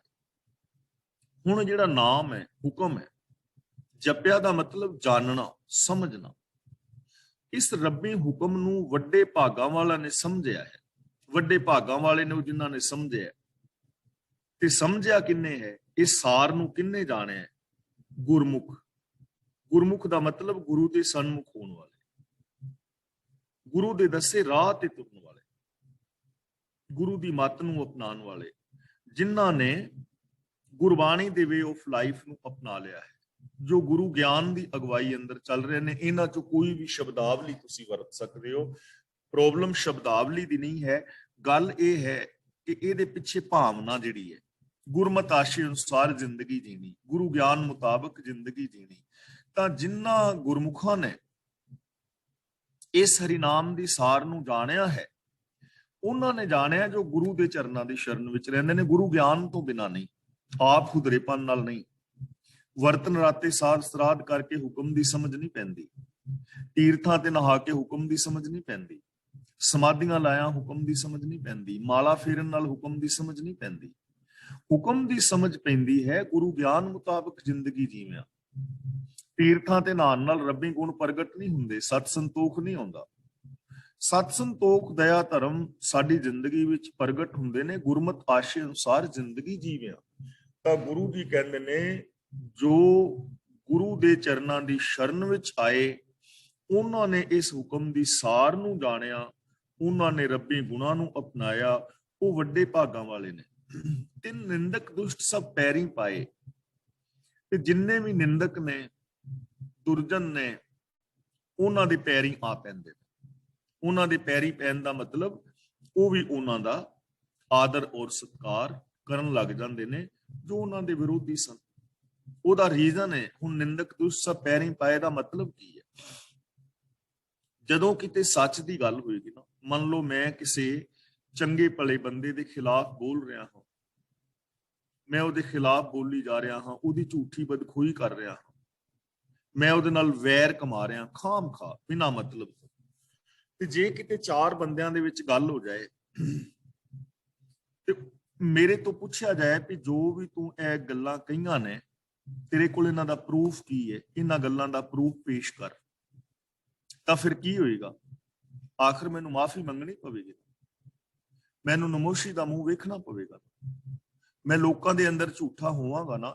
ਇਸੇ ਨੂੰ ਕਹਿੰਦੇ ਨੇ ਨਿੰਦਕ ਦੁਸ਼ਟ ਸਭ ਪੈਰੀ ਪਾਏ, ਕਿ ਜੋ ਸੱਚੇ ਗੁਰੂ ਦੇ ਦੱਸੇ ਰਾਹਾਂ ਤੇ ਤੁਰਨ ਵਾਲੇ ਇਨਸਾਨਾਂ ਨੇ, ਵਿਰੋਧੀ ਨੇ, ਉਹਨਾਂ ਨੂੰ ਵੀ ਨਮੋਸ਼ੀ ਦਾ ਮੂੰਹ ਵੇਖਣਾ ਪੈਂਦਾ ਹੈ। ਔਰ ਜੋ ਦੱਸੇ ਗੁਰਮਤਿ ਦੇ ਦੱਸੇ ਰਾਹ ਤੇ ਤੁਰਨ ਵਾਲੇ ਨੇ, ਉਹਨਾਂ ਨੂੰ ਮਾਣ ਆਦਰ ਔਰ ਸਤਿਕਾਰ ਮਿਲਦਾ ਹੈ। ਨਾਨਕ ਨਾਮ ਅਰਾਧ ਸਭਨਾ ਤੇ ਵੱਡਾ, ਸਭ ਨਾਵੇਂ ਅੱਗੇ ਆਣ ਨਿਵਾਏ। ਨਾਮ ਦਾ ਮਤਲਬ ਹੁਕਮ, ਅਰਾਧ ਦਾ ਮਤਲਬ ਯਾਦ ਕਰ, ਹੁਕਮ ਦੇ ਅੰਦਰ ਚੱਲ। ਸਭਨਾ ਤੇ ਵੱਡਾ ਦਾ ਮਤਲਬ ਜੋ ਸਭ ਤੋਂ ਵੱਡਾ ਸਾਧਨ ਹੈ। ਪ੍ਰਭੂ ਦੇ ਹੁਕਮ ਦੇ ਅੰਦਰ ਤੁਰਨਾ ਇਹ ਸਭ ਤੋਂ ਵੱਡਾ ਸਾਧਨ ਹੈ। ਇਸ ਲਈ ਹੀ ਨਾਨਕ ਇਸ ਹੁਕਮ ਨੂੰ ਯਾਦ ਕਰ, ਹੁਕਮ ਦੇ ਅੰਦਰ ਜ਼ਿੰਦਗੀ ਜੀ, ਕਿਉਂਕਿ ਸਭ ਨਾਵੇਂ ਅੱਗੇ ਆਉਣ ਨਿਵਾਏ। ਨਾਮ ਦੇ ਅੱਗੇ ਸਾਰਿਆਂ ਨੂੰ ਨਿਵਣਾ ਪੈਂਦਾ, ਸਾਰਿਆਂ ਨੂੰ ਨਾਮ ਦੇ ਅੱਗੇ ਆਣ ਕੇ ਲਿਆ ਕੇ ਨਿਭਾ ਦਿੱਤਾ ਹੈ, ਨਿਵਣਾ ਪੈਂਦਾ। ਹੁਣ ਇਹ ਚੀਜ਼ ਸਮਝਣ ਵਾਲੀ ਹੈ। ਜੇ ਕੋਈ ਕਹੇ ਕਿ ਮੈਂ ਸਮਾਧੀਆਂ ਲਾ ਕੇ ਇੰਨੀਆਂ ਸਮਾਧੀਆਂ ਲਾਵਾਂ, ਇੰਨੀਆਂ ਸਮਾਧੀਆਂ ਦਸਮ ਦੁਆਰ ਵਿੱਚ ਪ੍ਰਾਣ ਚੜਾਵਾਂ ਤੇ ਮੈਂ ਸੂਰਜ ਨੂੰ 1 ਘੰਟਾ ਲੇਟ ਕਰ ਸਕਣਾ, ਕੀ 1 ਸੈਕਿੰਡ ਵੀ ਕੋਈ ਲੇਟ ਕਰ ਸਕਦਾ? ਬਿਲਕੁਲ ਨਹੀਂ ਕਰ ਸਕਦਾ। ਜੇ ਕੋਈ ਕਹੇ ਕਿ ਮੈਂ ਇੰਨੇ ਤੀਰਥਾਂ ਤੇ ਇਸ਼ਨਾਨ ਕੀਤਾ ਹੈ, ਵਰਤ ਰੱਖੇ ਨੇ, ਸਰਾਧ ਰੱਖੇ ਨੇ, ਦਾਨ ਪੁੰਨ ਕੀਤਾ ਹੈ, ਜੰਗਲਾਂ ਵਿੱਚ ਵਿਚਰਿਆ ਹਾਂ ਮੈਂ, ਬੜੀਆਂ ਮਾਲਾ ਫੇਰੀਆਂ ਨੇ, ਤੇ ਮੈਂ ਸੂਰਜ ਨੂੰ ਧਰਤੀ ਦੇ ਚਫੇਰੇ ਘੁਮਾ ਸਕਣਾ ਤਾਂ ਕੀ ਕੋਈ ਘੁਮਾ ਸਕਦਾ? ਜੇ ਕੋਈ ਇਹ ਕਰਮ ਕਰਨ ਵਾਲਾ ਕਵੇ ਕਿ ਮੈਂ ਕਾਰਬਨ ਮੋਨੋਆਕਸਾਈਡ ਨਾਲ ਜਿੰਦਾ ਰਹਿ ਸਕਣਾ ਤਾਂ ਕੀ ਕੋਈ ਰਹਿ ਸਕੇਗਾ? ਸਵਾਲ ਹੀ ਨਹੀਂ ਨਾ ਪੈਦਾ ਹੁੰਦਾ। ਨਾਮ ਦੇ ਅੱਗੇ ਨਿਵਣਾ ਪਵੇਗਾ। ਹੁਕਮ ਤੋਂ ਬਾਹਰ ਕੁਝ ਹੋ ਹੀ ਨਹੀਂ ਸਕਦਾ। ਹੁਕਮੇ ਅੰਦਰ ਸਭ ਕੋ, ਬਾਹਰ ਹੁਕਮ ਨਾ ਕੋਏ। ਹਾਂ, ਇਹ ਗੱਲ ਵੱਖਰੀ ਕਿ ਸਾਡੇ ਅੰਦਰ ਅੰਧ ਵਿਸ਼ਵਾਸ ਨੇ ਕਿ ਫਲਾਂ ਬਾਬੇ ਦੇ ਵਰ ਨਾਲ ਜੀ ਮੁੰਡਾ ਹੋ ਗਿਆ, ਕੁੜੀ ਹੋ ਗਈ, ਫਲਾਂ ਬਾਬੇ ਨੇ ਸਾਨੂੰ ਜਲ ਦਿੱਤਾ ਸੀ ਤੇ ਅਸੀਂ ਘਰ ਦੇ ਅੰਦਰ ਲਿਆ ਕੇ ਜਲ ਛਿੜਕਿਆ ਤੇ ਅਸੀਂ ਮੁਕੱਦਮਾ ਜਿੱਤ ਗਏ। ਤਾਂ ਇਹ ਸਾਡੇ ਅੰਧ ਵਿਸ਼ਵਾਸ ਨੇ, ਇਹ ਸਾਡੀ ਮਨਮਤ ਹੈ, ਇਹ ਸਾਡੀਆਂ ਆਪਣੀਆਂ ਜਿਹੜੀਆਂ ਨੇ ਅਸੀਂ ਕਹਿ ਸਕਦੇ ਹਾਂ ਬੇਅਕਲੀ ਜਾਂ ਕੋਈ ਵੀ ਸ਼ਬਦ ਵਰਤ ਲਈਏ, ਲੇਕਿਨ ਹੁਕਮ ਤੋਂ ਬਾਹਰ ਕੁਝ ਹੋ ਨਹੀਂ ਸਕਦਾ। ਇਸ ਲਈ ਗੁਰੂ ਜੀ ਕਹਿੰਦੇ ਨੇ ਹੁਕਮ ਹੀ ਸਭ ਤੋਂ ਵੱਡਾ ਸਾਧਨ ਹੈ ਕਾਮਯਾਬੀ ਦਾ, ਆਤਮਿਕ ਜੀਵਨ ਜੀਣ ਦਾ। ਕਿਸੇ ਵੀ ਕੰਮ ਦੇ ਅੰਦਰ ਤੁਸੀਂ ਕਾਮਯਾਬੀ ਹਾਸਲ ਕਰਨੀ ਹੈ ਤਾਂ ਉਹਦੀ ਕੁਝ ਰਿਕੁਆਇਰਮੈਂਟ ਹੁੰਦੀਆਂ ਨੇ। ਉਹ ਰਿਕੁਆਇਰਮੈਂਟ ਪੂਰੀ ਕਰਨ ਤੋਂ ਬਿਨਾਂ ਤੁਸੀਂ ਕਦੇ ਵੀ ਉਹ ਚੀਜ਼ ਪਾ ਨਹੀਂ ਸਕੋਗੇ। ਤਾਂ ਇਸ ਲਈ ਗੁਰੂ ਜੀ ਕਹਿੰਦੇ ਨੇ ਕਿ ਹੇ ਨਾਨਕ ਆਖ ਕਿ ਪ੍ਰਭੂ ਦਾ ਜੋ ਹੁਕਮ ਹੈ ਇਹ ਸਭ ਤੋਂ ਵੱਡਾ ਹੈ, ਸਭ ਤੋਂ ਵੱਡਾ ਸਾਧਨ ਹੈ। ਇਹਨੂੰ ਅਰਾਧ, ਇਸ ਚੀਜ਼ ਨੂੰ ਯਾਦ ਰੱਖ, ਰੱਬੀ ਹੁਕਮ ਦੇ ਅੰਦਰ ਚੱਲ, ਕਿਉਂਕਿ ਪ੍ਰਭੂ ਨੇ ਸਾਰਿਆਂ ਨੂੰ ਹੀ ਰੱਬੀ ਹੁਕਮ ਦੇ ਅੰਦਰ ਆਣ ਕੇ ਲਿਆ ਕੇ ਨਿਵਾਇਆ ਹੈ। ਭਾਵ ਕਿ ਸਭ ਨੂੰ ਹੀ ਰੱਬੀ ਹੁਕਮ ਦੇ ਅੰਦਰ ਨਿਵਣਾ ਪੈਂਦਾ ਹੈ, ਹੁਕਮ ਦੇ ਅੰਦਰ ਤੁਰਨਾ ਪੈਂਦਾ ਹੈ। ਹੁਕਮ ਤੋਂ ਬਾਹਰ ਕੋਈ ਕੁਝ ਨਹੀਂ ਕਰ ਸਕਦਾ। ਅਗਲਾ ਬਚਨ ਗੁਰੂ ਅਮਰਦਾਸ ਜੀ ਦਾ ਹੈ ਸ਼ਲੋਕ। ਵੇਸ਼ ਕਰੇ ਕਰੂਪ ਕੁਲਖਣੀ, ਮਨ ਖੋਟੈ ਕੂੜਿਆਰ। ਵੇਸ਼ ਕਰੇ ਕਰੂਪ ਕੁਲਖਣੀ, ਇੱਥੇ ਇੱਕ ਮਿਸਾਲ ਲੈ ਰਹੇ ਨੇ ਕਿ ਜਿਵੇਂ ਕੋਈ ਭੈੜੇ ਲੱਛਣਾਂ ਵਾਲੀ ਜੀਵ ਇਸਤਰੀ, ਕੋਈ ਔਰਤ ਹੋਵੇ, ਮੰਨ ਲਓ 2 ਮਿੰਟ ਲਈ ਅਸੀਂ ਗੱਲ ਸਮਝਣ ਵਾਸਤੇ, ਕੋਈ ਔਰਤ ਹੋਵੇ ਤੇ ਲੱਛਣ ਉਹਦੇ ਮਾੜੇ ਹੋਣ, ਮਨ ਦੀ ਉਹ ਖੋਟੀ ਹੋਵੇ, ਝੂਠ ਬੋਲਦੀ ਹੋਵੇ, ਫਰੇਬ ਕਰਦੀ ਹੋਵੇ, ਪਤੀ ਦੀ ਕੋਈ ਗੱਲ ਨਾ ਮੰਨਦੀ ਹੋਵੇ, ਤਾਂ ਕੀ ਉਹਦੀ ਜ਼ਿੰਦਗੀ ਅੰਦਰ ਸੁੱਖ ਰਹਿ ਸਕਦਾ? ਕੀ ਐਸੀ ਔਰਤ ਨੂੰ ਮਾਣ ਆਦਰ ਸਤਿਕਾਰ ਮਿਲ ਸਕਦਾ ਹੈ? ਬਿਲਕੁਲ ਵੀ ਨਹੀਂ ਮਿਲ ਸਕਦਾ। ਇਹ ਗੱਲ ਕੱਲੀ ਔਰਤ ਦੀ ਨਹੀਂ ਹੈ। ਜੇ ਕੋਈ ਬੰਦਾ ਹੋਵੇ, ਬੰਦੇ ਦੇ ਲੱਛਣ ਮਾੜੇ ਹੋਣ, ਮਨ ਦਾ ਖੋਟਾ ਹੋਵੇ, ਝੂਠ ਬੋਲਦਾ ਹੋਵੇ ਔਰ ਪਤਨੀ ਵਰਤਾ ਧਰਮ ਦੇ ਪਾਲਣਾ ਨਾ ਕਰਦਾ ਹੋਵੇ, ਕੀ ਉਹਨੂੰ ਮਾਣ ਆਦਰ ਮਿਲੇਗਾ? ਨਹੀਂ ਮਿਲੇਗਾ।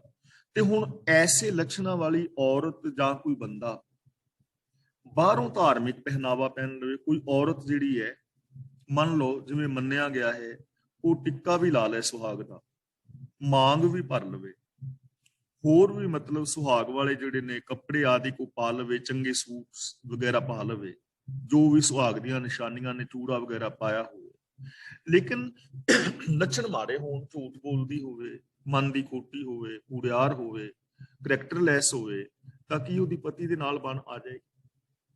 ਨਹੀਂ ਆਏਗੀ ਨਾ। ਨਿਰੇ ਵੇਸ਼ ਧਾਰਨ ਨਾਲ ਥੋੜਾ ਆ ਜਾਏਗੀ ਕਿ ਮੇਕਅਪ ਬੜਾ ਚੰਗਾ ਕੀਤਾ, ਜਾਂ ਬਿੰਦੀ ਬੜੀ ਚੰਗੀ ਲਾਈ ਹੈ, ਜਾਂ ਸੰਧੂਰ ਬੜਾ ਵਧੀਆ ਪਾਇਆ, ਮਹਿੰਦੀ ਬੜੀ ਵਧੀਆ ਲਾਈ ਹੈ, ਇਹਦੇ ਨਾਲ ਮਾਣ ਥੋੜਾ ਮਿਲੇਗਾ। ਇਸੇ ਤਰ੍ਹਾਂ ਜੇ ਕੋਈ ਬੰਦਾ ਵੀ ਹੋਵੇ ਤੇ ਉਹ ਬੰਦਾ ਵੀ ਝੂਠਾ ਹੋਵੇ, ਫਰੇਬੀ ਹੋਵੇ, ਲੇਕਿਨ ਬਾਹਰੋਂ ਚੋਲਾ ਪਾ ਲੈ, 2-4 ਮਾਲਾ ਗਲ ਵਿੱਚ ਪਾ ਲਵੇ, ਸਮਾਧੀ ਲਾ ਕੇ ਬਹਿ ਜਾਏ, ਲੇਕਿਨ ਹੋਵੇ ਕਰੈਕਟਰਲੈਸ, ਹੋਵੇ ਖੋਟੇ ਕਰਮ ਕਰਨ ਵਾਲਾ, ਤਾਂ ਕੀ ਉਹਨੂੰ ਮਾਣ ਆਦਰ ਮਿਲ ਜਾਏਗਾ? ਨਹੀਂ ਮਿਲੇਗਾ। ਤਾਂ ਗੁਰੂ ਪਾਤਸ਼ਾਹ ਜੀ ਇੱਥੇ ਇਹ ਮਿਸਾਲਾਂ ਲੈ ਕੇ ਸਾਨੂੰ ਸਮਝਾ ਰਹੇ ਹਨ ਕਿ ਜਿਹੜੇ ਬਾਹਰ ਦੇ ਵੇਸ਼ ਨੇ, ਵੇਸ਼ ਕਰੇ ਕਰੂਪ ਕੁਲਖਣੀ, ਜੇ ਕੋਈ ਧਾਰਮਿਕ ਕੱਪੜੇ ਪਾ ਲਵੇ, ਧਾਰਮਿਕ ਚਿੰਨ੍ਹ ਧਾਰਨ ਕਰ ਲਵੇ, ਕਿਸੇ ਵੀ ਧਰਮ ਦਾ ਬੰਦਾ ਆਪਣੇ ਆਪਣੇ ਧਰਮ ਦੇ ਚਿੰਨ੍ਹ ਧਾਰਨ ਕਰਦੇ ਨੇ ਨਾ ਸਾਰੇ, ਧਾਰਮਿਕ ਲਿਬਾਸ ਪਾ ਲਵੇ, ਕੋਈ ਧਾਰਮਿਕ ਚਿੰਨ੍ਹ ਧਾਰਨ ਕਰ ਲਵੇ, ਵਿਖਾਵੇ ਦੇ ਧਾਰਮਿਕ ਕਰਮ ਵੀ ਕਰੇ, ਤੀਰਥਾਂ ਤੇ ਨਾਏ, ਵਰਤਨ ਰਾਤੇ ਕਰੇ, ਸਮਾਧੀਆਂ ਲਾਵੇ, ਪਰ ਕੁਲਖਣੀ ਦਾ ਮਤਲਬ ਮਾੜੇ ਲੱਛਣਾਂ ਵਾਲਾ ਹੋਵੇ, ਉਹਦੇ ਕਰਮ ਮਾੜੇ ਹੋਣ, ਬੋਲ ਮਾੜੇ ਹੋਣ, ਵਿਹਾਰ ਮਾੜਾ ਹੋਵੇ, ਮਨ ਖੋਟਾ ਹੈ, ਕੂੜਿਆਰ, ਮਨ ਦਾ ਖੋਟਾ ਹੋਵੇ ਔਰ ਝੂਠ ਹੋਵੇ, ਝੂਠਾ ਹੋਵੇ, ਝੂਠ ਵੀ ਬੋਲੇ, ਖੋਟ ਕਰੇ, ਫਰੇਬ ਕਰੇ, ਠੱਗੀਆਂ ਮਾਰੇ, ਆਚਾਰ ਵਿਚਾਰ ਉਹਦੇ ਸਾਰੇ ਮਾੜੇ ਹੋਣ ਤੇ ਵੇਸ਼ ਉਹਨੇ ਧਾਰਮਿਕ ਪਹਿਨਿਆ ਹੋਵੇ, ਕੀ ਵੇਸ਼ ਕਰਨ ਦੇ ਨਾਲ ਰੱਬ ਨੂੰ ਪਾ ਲਏਗਾ? ਕੀ ਕੱਲਾ ਵੇਸ਼ ਧਾਰਨ ਕਰਨ ਦੇ ਨਾਲ, ਧਾਰਮਿਕ ਲਿਬਾਸ ਪਾਉਣ ਦੇ ਨਾਲ ਉਹ ਬੰਦਾ ਰੱਬ ਨੂੰ ਪਿਆਰਾ ਹੋ ਜਾਏਗਾ? ਕੀ ਅਸੀਂ ਉਸ ਬੰਦੇ ਨੂੰ ਧਰਮੀ ਕਹਿ ਸਕਦੇ ਹਾਂ? ਬਿਲਕੁਲ ਵੀ ਨਹੀਂ। ਟਿਰਕੈ ਭਾਣੈ ਨਾ ਚੱਲੇ, ਹੁਕਮ ਕਰੇਗਾ ਵਾਰ। ਹੁਣ ਕੋਈ ਇਸਤਰੀ ਮਾੜੇ ਲੱਛਣਾਂ ਵਾਲੀ ਹੋਵੇ ਤੇ ਪਤੀ ਦੀ ਗੱਲ ਵੀ ਨਾ ਮੰਨੇ ਤੇ ਉਲਟਾ ਪਤੀ ਦੇ ਉੱਤੇ ਹੁਕਮ ਚਲਾਏ, ਤਾਂ ਕੀ ਉਹਦੀ ਜ਼ਿੰਦਗੀ ਵਿੱਚ ਸ਼ਾਂਤੀ ਰਹੇਗੀ? ਨਹੀਂ।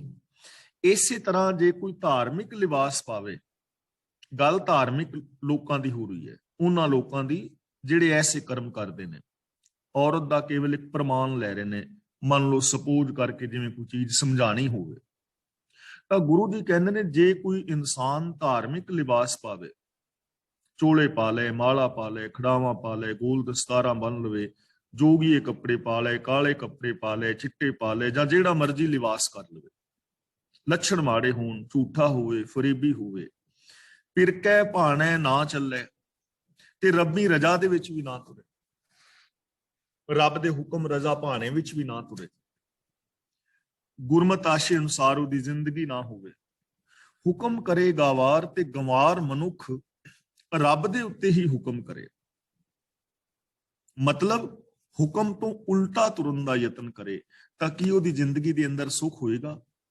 ਬਿਲਕੁਲ ਨਹੀਂ ਹੋਏਗਾ। ਉਹਦੀ ਜ਼ਿੰਦਗੀ ਦੇ ਅੰਦਰ ਦੁੱਖ ਹੋਣਗੇ, ਉਹਨੂੰ ਥਾਂ ਥਾਂ ਨਮੋਸ਼ੀ ਦਾ ਮੂੰਹ ਵੇਖਣਾ ਪਵੇਗਾ। ਇਸ ਲਈ ਕੇਵਲ ਬਾਹਰੀ ਜਿਹੜੇ ਭੇਖ ਨੇ, ਬਾਹਰੀ ਤੌਰ ਤੇ ਜਿਹੜੀਆਂ ਧਰਮ ਦੀਆਂ ਗੱਲਾਂ ਕਰਨੀਆਂ ਨੇ, ਕੇਵਲ ਬਾਹਰੀ ਤੌਰ ਤੇ ਧਾਰਮਿਕ ਲਿਬਾਸ ਪਾ ਲੈਣੇ ਨੇ, ਔਰ ਇਹ ਲਿਬਾਸ ਪਾ ਕੇ ਖੋਟੇ ਕਰਮ ਕਰਨੇ, ਠੱਗੀਆਂ ਮਾਰਨੀਆਂ, ਐਸਾ ਇਨਸਾਨ ਕਦੀ ਵੀ ਰੱਬ ਦੇ ਦਰ ਤੇ ਪ੍ਰਵਾਨ ਨਹੀਂ। ਐਸੇ ਇਨਸਾਨ ਨੂੰ ਕਦੇ ਮਾਨ ਸਤਿਕਾਰ ਨਹੀਂ ਮਿਲਦਾ, ਐਸੇ ਇਨਸਾਨ ਦੇ ਅੰਦਰ ਕਦੇ ਵੀ ਸੁਖ ਸ਼ਾਂਤੀ ਪੈਦਾ ਨਹੀਂ ਹੁੰਦੀ, ਉਹਦੇ ਅੰਦਰ ਇਨਸਾਨੀਅਤ ਪੈਦਾ ਨਹੀਂ ਹੁੰਦੀ, ਔਰ ਮਨ ਕਰਕੇ ਐਸਾ ਇਨਸਾਨ ਕਦੇ ਵੀ ਸ਼ਾਂਤ ਨਹੀਂ ਰਹਿੰਦਾ। ਇਸ ਲਈ ਸਾਨੂੰ ਕੀ ਕਰਨਾ ਚਾਹੀਦਾ ਹੈ? ਜੋ ਅਸਲੀ ਮਾਰਗ ਹੈ ਉਹ ਕੀ ਹੈ? ਹੁਣ ਗੁਰੂ ਜੀ ਸਾਨੂੰ ਅਸਲੀ ਮਾਰਗ ਦੱਸ ਰਹੇ ਨੇ। ਸਾਡੀਆਂ ਕਮੀਆਂ ਜੋ ਨੇ ਆਮ ਇਨਸਾਨਾਂ ਦੀਆਂ ਬਹੁਤਾਤ ਗਿਣਤੀ ਦੀਆਂ, ਉਹ ਗਿਣਾ ਕੇ, ਦੁੱਖਾਂ ਦਾ ਕਾਰਨ ਦੱਸ ਕੇ, ਬਾਹਰੀ ਲਿਬਾਸਾਂ ਦੇ ਧਾਰਨ ਕਰਕੇ ਤੇ ਮਾੜੇ ਕਰਮ ਕਰਨ ਵਾਲੇ ਜਿਹੜੇ ਲੋਕ ਨੇ ਉਹਨਾਂ ਦੀ ਜ਼ਿੰਦਗੀ ਦੱਸ ਕੇ ਹੁਣ ਸਾਨੂੰ ਅਸਲ ਜੀਵਨ ਦਾ ਰਾਸਤਾ ਦੱਸ ਰਹੇ ਨੇ ਕਿ ਕਰਨਾ ਕੀ ਚਾਹੀਦਾ ਹੈ। ਗੁਰ ਕੈ ਭਾਣੈ ਜੋ ਚੱਲੇ, ਸਭ ਦੁੱਖ ਨਿਵਾਰਨ ਹਾਰ। ਗੁਰ ਕੈ ਭਾਣੈ ਦਾ ਮਤਲਬ ਗੁਰੂ ਦੀ ਆਗਿਆ ਵਿੱਚ ਜੋ ਚੱਲਦਾ ਹੈ, ਉਹ ਜੀਵ ਇਸਤਰੀ ਆਪਣੇ ਸਾਰੇ ਦੁੱਖਾਂ ਨੂੰ ਦੂਰ ਕਰ ਲੈਂਦੀ ਹੈ। ਉਹ ਬੰਦਾ ਜਾਂ ਔਰਤ ਕੋਈ ਵੀ ਹੈ ਜੋ ਗੁਰੂ ਦੀ ਰਜ਼ਾ ਵਿੱਚ ਚੱਲਦਾ ਹੈ, ਗੁਰੂ ਗਿਆਨ ਮੁਤਾਬਕ ਜ਼ਿੰਦਗੀ ਜੀਂਦਾ ਹੈ, ਗੁਰੂ ਗਿਆਨ ਰਾਹੀਂ ਜੋ ਰੱਬੀ ਰਜ਼ਾ ਭਾਣੇ ਨੂੰ ਸਮਝਦਾ ਹੈ, ਰੱਬੀ ਗੁਣਾਂ ਨੂੰ ਸਮਝਦਾ ਹੈ, ਗਿਆਨ ਦੀ ਵਰਤੋਂ ਕਰਦਾ ਹੋਇਆ ਇਮਾਨਦਾਰੀ ਦੇ ਨਾਲ ਆਪਣੇ ਫਰਜ਼ਾਂ ਨੂੰ ਪੂਰਾ ਕਰਦਾ ਹੈ, ਗੁਣਾਂ ਦਾ ਧਾਰਨੀ ਹੁੰਦਾ ਹੈ, ਉਹ ਜੀਵ ਜਿਹੜਾ ਹੈ ਆਪਣੇ ਸਾਰੇ ਦੁੱਖਾਂ ਨੂੰ ਦੂਰ ਕਰ ਲੈਂਦਾ ਹੈ। ਤਾਂ ਇਹਦਾ ਮਤਲਬ ਇਹ ਹੋਇਆ ਕਿ ਜੇ ਸਾਡੀ ਜ਼ਿੰਦਗੀ ਵਿੱਚ ਦੁੱਖ ਆ ਗਏ ਨੇ, ਜਾਣੇ ਅਣਜਾਣੇ, ਅਸੀਂ ਜਾਣਬੁੱਝ ਕੇ ਐਸੀ ਜ਼ਿੰਦਗੀ ਜੀ ਰਹੇ ਹਾਂ ਮਾੜੀ, ਜਾਂ ਅਣਜਾਣਪੁਣੇ ਬੇਸਮਝੀ ਦੇ ਨਾਲ, ਔਰ ਸਾਡੇ ਜੀਵਨ ਵਿੱਚ ਦੁੱਖ ਨੇ, ਤਾਂ ਸਾਨੂੰ ਕੀ ਕਰਨਾ ਚਾਹੀਦਾ ਹੈ? ਗੁਰੂ ਦੀ ਰਜ਼ਾ ਮੁਤਾਬਕ, ਗੁਰੂ ਗਿਆਨ ਮੁਤਾਬਕ ਜ਼ਿੰਦਗੀ ਜੀਣੀ ਚਾਹੀਦੀ ਹੈ। ਵੇਸ਼ਾਂ ਦੇ ਨਾਲ ਪ੍ਰਭੂ ਨਹੀਂ ਮਿਲਦਾ, ਝੂਠ ਦਾ ਤਿਆਗ ਕਰਨਾ ਚਾਹੀਦਾ ਹੈ, ਉੱਚੇ ਸੁੱਚੇ ਆਚਰਨ ਨੂੰ ਅਪਣਾਉਣਾ ਚਾਹੀਦਾ ਹੈ, ਔਰ ਗੁਰਮਤਿ ਆਸ਼ੇ ਅਨੁਸਾਰ ਜ਼ਿੰਦਗੀ ਜੀਣੀ ਚਾਹੀਦੀ ਹੈ, ਹੁਕਮ ਦੇ ਵਿੱਚ ਤੁਰਨਾ ਚਾਹੀਦਾ ਹੈ। ਫਿਰ ਸਾਡੇ ਵੀ ਜਿਹੜੇ ਦੁੱਖ ਨੇ ਉਹ ਦੂਰ ਹੋ ਸਕਦੇ ਨੇ। ਦੁੱਖਾਂ ਨੂੰ ਦੂਰ ਕਰਨ ਦਾ ਇੱਕੋ ਇੱਕ ਇਹੀ ਸਾਧਨ ਹੈ ਕਿ ਗਿਆਨ ਗੁਰੂ ਦੀ ਅਗਵਾਈ ਵਿੱਚ ਚੱਲ ਕੇ ਰੱਬੀ ਰਜ਼ਾ ਦੇ ਵਿੱਚ ਰਹਿਣਾ, ਰੱਬੀ ਗੁਣਾਂ ਦੇ ਧਾਰਨੀ ਹੋਣਾ। ਲਿਖਿਆ ਮੇਟ ਨਾ ਸਕੀ ਹੈ, ਜੋ ਧੁਰ ਲਿਖਿਆ ਕਰਤਾਰ। ਧੁਰ ਦਾ ਮਤਲਬ ਸ਼ੁਰੂ ਤੋਂ, ਲਿਖਿਆ ਕਰਤਾਰ ਦਾ ਮਤਲਬ ਕਰਤਾਰ ਨੇ। ਮੇਟ ਨਾ ਸਕੀਏ ਦਾ ਮਤਲਬ ਉਹਨੂੰ ਅਸੀਂ ਮਿਟਾ ਨਹੀਂ ਸਕਦੇ। ਰੱਬ ਨੇ, ਕਰਤਾਰ ਨੇ ਜੋ ਧੁਰ ਤੋਂ ਹੀ ਲਿਖਿਆ ਹੈ, ਉਸ ਲਿਖੇ ਲੇਖ ਨੂੰ ਕੋਈ ਨਹੀਂ ਮਿਟਾ ਸਕਦਾ। ਹੁਣ ਇਹ ਸ਼ਬਦ ਜਿਹੜਾ ਹੈ ਨਾ, ਇਹਨਾਂ ਦੀ ਵਿਆਖਿਆ ਗਲਤ ਢੰਗ ਦੇ ਨਾਲ ਕੀਤੀ ਗਈ ਹੈ, ਜਿਸ ਕਰਕੇ ਸਾਡੇ ਅੰਦਰ ਗਲਤ ਮਨੋਤਾਂ ਬਣੀਆਂ ਨੇ। ਔਰ ਉਹਨਾਂ ਗਲਤ ਮਨੋਤਾਂ ਕਰਕੇ ਬਹੁਤ ਸਾਰੇ ਐਸੇ ਲੋਕ ਪੈਦਾ ਹੋਏ ਨੇ ਜਿਨ੍ਹਾਂ ਨੇ ਆਮ ਜਨਤਾ ਦਾ ਇਮੋਸ਼ਨਲ ਬਲੈਕਮੇਲ ਕੀਤਾ ਹੈ, ਆਰਥਿਕ ਔਰ ਮਾਨਸਿਕ ਸ਼ੋਸ਼ਣ ਕੀਤਾ ਹੈ ਔਰ ਆਪਣੀਆਂ ਦੁਕਾਨਾਂ ਚਲਾਈਆਂ। ਸਾਡੇ ਅੰਦਰ ਇਹ ਗੱਲ ਪ੍ਰਚਾਰ ਦਿੱਤੀ ਗਈ ਕਿ ਰੱਬ ਜਿਹੜਾ ਹੈ ਉੱਤੋਂ ਕਿਸਮਤ ਲਿਖ ਕੇ ਭੇਜਦਾ ਹੈ, ਉਹ ਲੇਖ ਜਿਹੜਾ ਹੈ ਮੱਥੇ ਦਾ ਉਹ ਨਹੀਂ ਮਿਟਦਾ। ਹੁਣ ਇਹਨੂੰ ਐਕਸਪਲੇਨ ਕਰਤਾ ਐਵੇਂ ਕਿ ਸਾਡੇ ਮੱਥੇ ਦੇ ਉੱਤੇ ਲੇਖ ਲਿਖੇ ਹੋਏ ਨੇ। ਗਲਤ ਜਿਹੜਾ ਹੈ ਨਾ ਐਕਸਪਲੇਨ ਕੀਤਾ, ਐਕਸਪਲੇਨਿੰਗ ਗਲਤ ਹੈ। ਜਦੋਂ ਇਹ ਹੋ ਗਿਆ ਕਿ ਮੱਥੇ ਤੇ ਲੇਖ ਲਿਖੇ ਨੇ, ਤਾਂ ਤੁਸੀਂ ਦੇਖਿਆ ਹੋਵੇਗਾ ਕਈ ਵਾਰੀ ਨਾ ਇੰਡੀਆ ਵਿੱਚ ਖਾਸ ਕਰਕੇ, ਕਿਉਂਕਿ ਇੱਥੇ ਤੇ ਸੰਸਕਾਰ ਦਾ ਸਿਸਟਮ ਹੀ ਹੋਰ ਹੈ। ਇੰਡੀਆ ਦੇ ਅੰਦਰ ਜਦੋਂ ਸੰਸਕਾਰ ਕਰਦੇ ਨੇ ਨਾ, ਤੇ ਜਿਸ ਦਿਨ ਅਸਥੀਆਂ ਚੁੱਗਣ ਜਾਂਦੇ ਨੇ, ਜਿਨ੍ਹਾਂ ਨੂੰ ਫੁੱਲ ਚੁੱਗਣਾ ਕਹਿੰਦੇ ਨੇ, ਵੈਸੇ ਉਹ ਮਨਮਤ ਨਹੀਂ ਚੁਗਣੇ ਚਾਹੀਦੇ ਪਰ ਲੋਕ ਜਾਂਦੇ ਨੇ। ਤੇ ਫਿਰ ਕਈ ਵੇਖਿਆ ਤੁਸੀਂ ਨਾ, ਬਜ਼ੁਰਗ ਜਿਹੜੇ ਨੇ ਉਹ ਜਿਸ ਬੰਦੇ ਦਾ ਅੰਤਮ ਸੰਸਕਾਰ ਹੋਇਆ ਹੁੰਦਾ ਹੈ ਉਹਦੀ ਖੋਪਰੀ ਫੜ ਲੈਂਦੇ ਨੇ ਤੇ ਖੋਪਰੀ ਪੜ ਕੇ ਉਹਨੂੰ ਵੇਖਦੇ ਨੇ, ਵੇਖੋ ਕਿੰਨਾ ਸਾਫ਼ ਲਿਖ ਰਿਹਾ ਹੈ, ਕੁਛ ਲਿਖਿਆ ਹੋਇਆ ਹੈ। ਹੁਣ ਹੱਡੀਆਂ ਦੇ ਉੱਤੇ ਲਾਈਨਾਂ ਤੇ ਹੁੰਦੀਆਂ ਹੀ ਨੇ ਨਾ ਹਰ ਇੱਕ ਦੀਆਂ, ਕੁਝ ਸੜਨ ਦੇ ਨਾਲ ਪੈ ਜਾਂਦੀਆਂ ਨੇ, ਤੇ ਉਹਨਾਂ ਨੂੰ ਸਮਝ ਲੈਂਦੇ ਨੇ ਵੀ ਕੁਛ ਲਿਖਿਆ ਹੈ ਤੇ ਪੜ੍ਹਾਈ ਪੜ੍ਹੀ ਨਹੀਂ ਜਾਂਦੀ।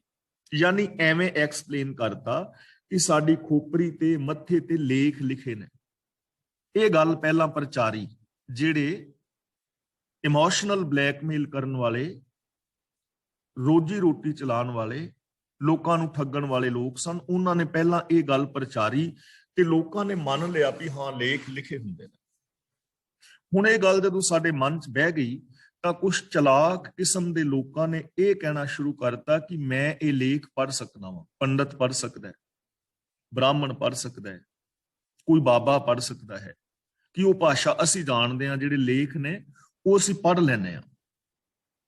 ਅਸੀਂ ਇਹ ਵੀ ਗੱਲ ਮੰਨ ਲਈ ਕਿ ਯਾਰ ਗੱਲ ਠੀਕ ਹੈ ਵੀ ਜਿਹੜੇ ਲਿਖੇ ਲੇਖ ਨੇ, ਬਾਬਾ ਜੀ ਤਪੱਸਿਆ ਕਰਦੇ ਨੇ, ਮਾਲਾ ਫੇਰਦੇ ਨੇ, ਇੰਨਾ ਇਹ ਪੜ੍ਹਿਆ ਲਿਖਿਆ ਬਿਲਕੁਲ ਪੜ੍ਹ ਲੈਂਦਾ ਹੋਵੇਗਾ।